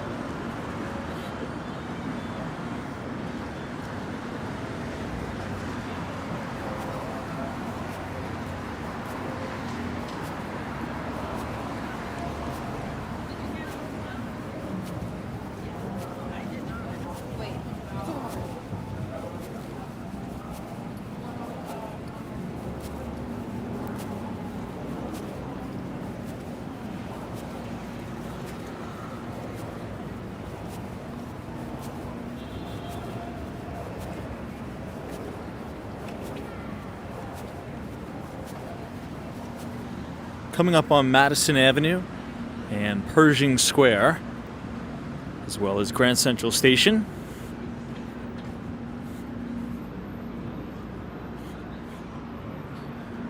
Captain's Table says, Tom, where would you recommend to buy a high-end watch in the city? I'm not too sure. I'm not a big watch guy, to be honest. I don't own any luxury watches. I don't own any jewelry. But there's a few guys that I follow on Twitter or on X. If you send me a direct message on X, you can just follow @WalksWallStreet. I have a few connects that are pretty big in the Diamond District.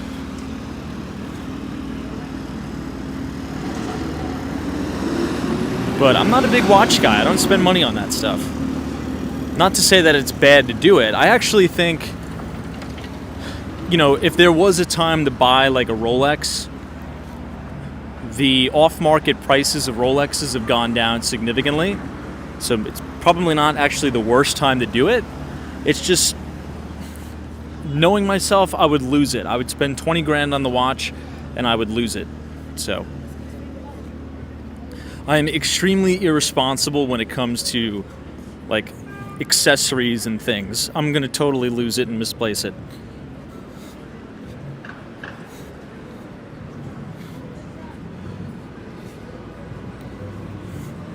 But the watch community is very, very cool.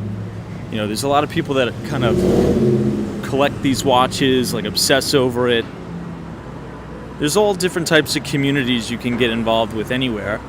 There's a big wine community, a big bourbon community. It's quite the interesting niche.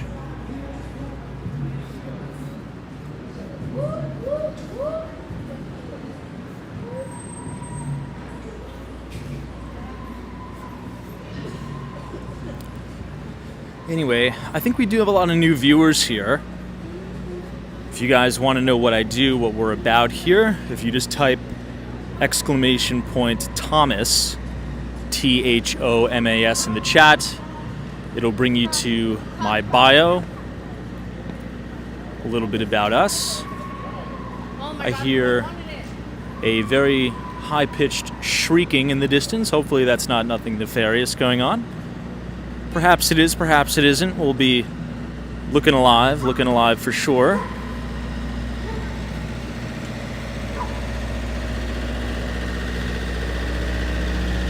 Not sure if you guys heard that. It was like a very high-pitched shrieking. Definitely not uncommon to hear this time of night in New York.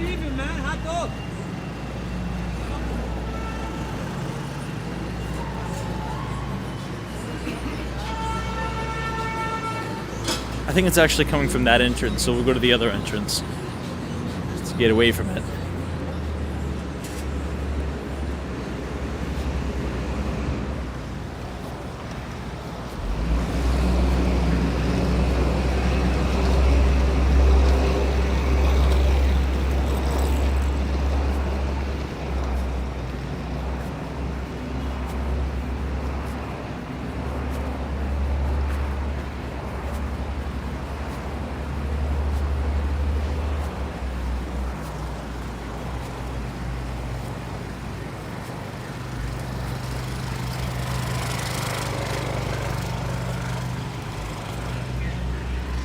Barrington James, appreciate the $2 donation.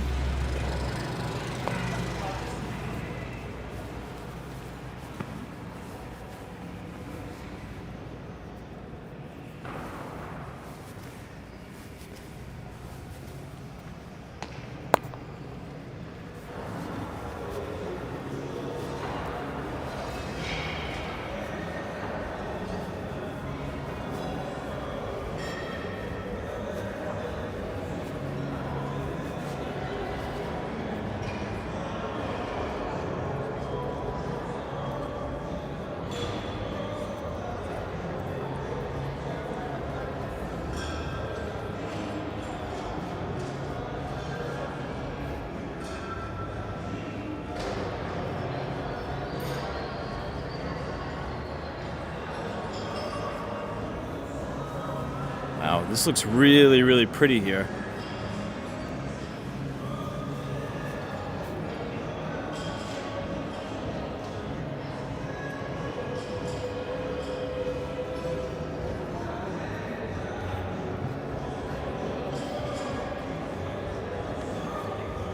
It's quite the impressive bar setup, too. Look at that.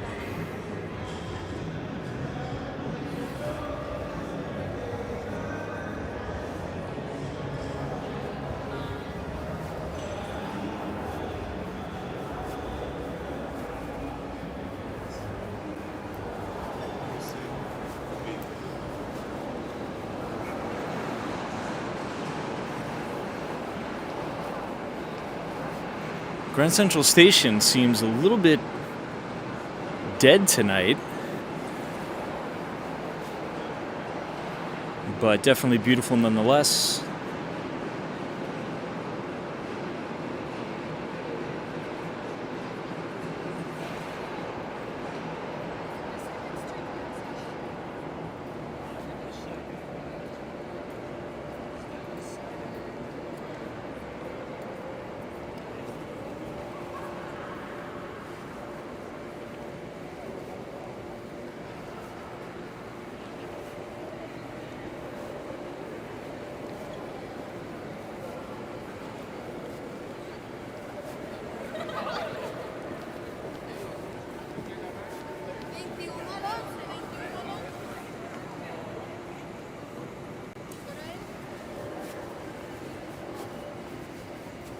All right, let's head up and out.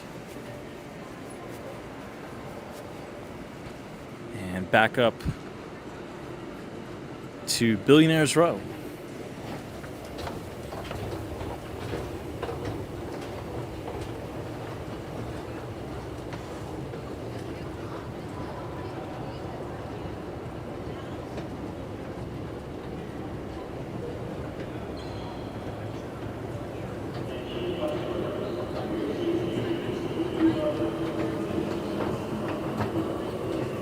Papa Smurf, the OG.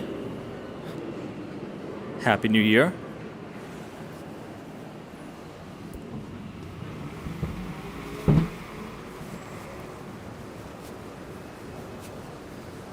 There's a pretty interesting shot of that chandelier.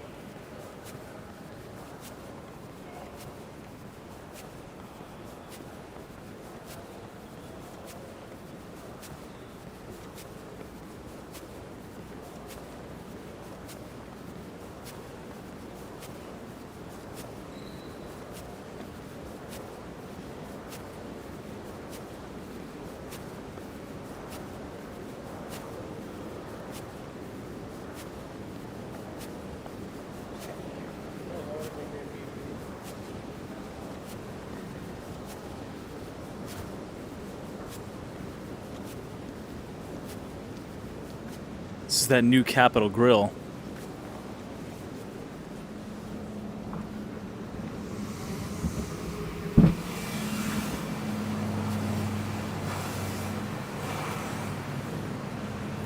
All right, now we're right by the Hemsley building.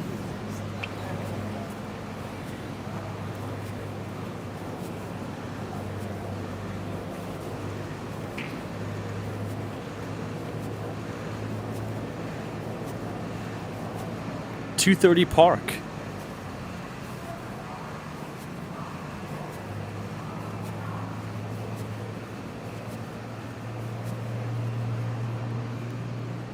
Someone's asking if we're going to live stream the ball drop tomorrow. We will be live tomorrow, yes, for sure. Maybe just a little bit further away from Times Square, like on the outskirts, checking out the crowds and things like that. But yes, we will be live tomorrow.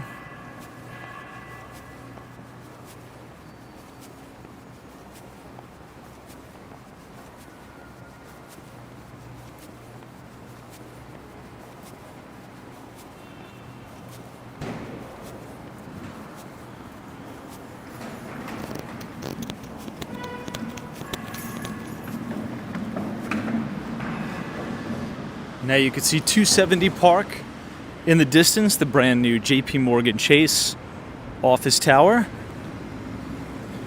And we're going to head up to 432 Park Avenue, which is the very, let's just say, very unique building on New York City's Billionaires Row.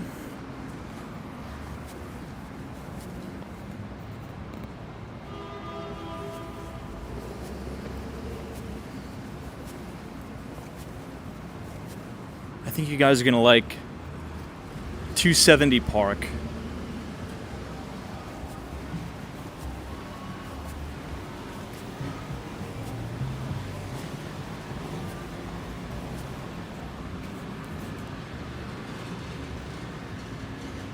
Check out how unique that is.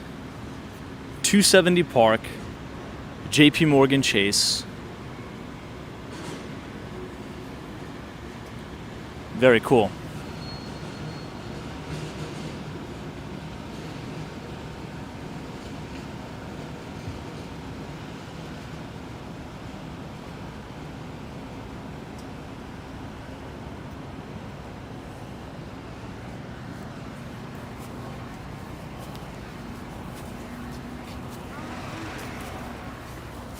Wow, is it already 11:45 p.m.? Oh my gosh. Where does the time go, my friends? Where does the time go? But I think this was a fun live stream. You know, we got to see some behind-the-scenes action. We got to see Ryan Seacrest. And I forget who the lady was. But it was cool. We got to see the entire setup. If you guys enjoyed it, feel free to leave a like on the video. And click the subscribe button if you're new. We will be here live tomorrow. Maybe we'll be live early to check things out. And then on a little bit later in the day for the ball drop. But until then, be safe. And make sure you enjoy New Year's Eve responsibly. And perhaps we see you tomorrow. So Crypto Meme, Terry, Steady C, Mark, thanks so much. Western Mass Dave, Lynn, thank you. Mike, Jack, Professor Dario, TD, Tom AK, Jack Jackson, Latha. Happy New Year to you. Hopefully we'll see you tomorrow.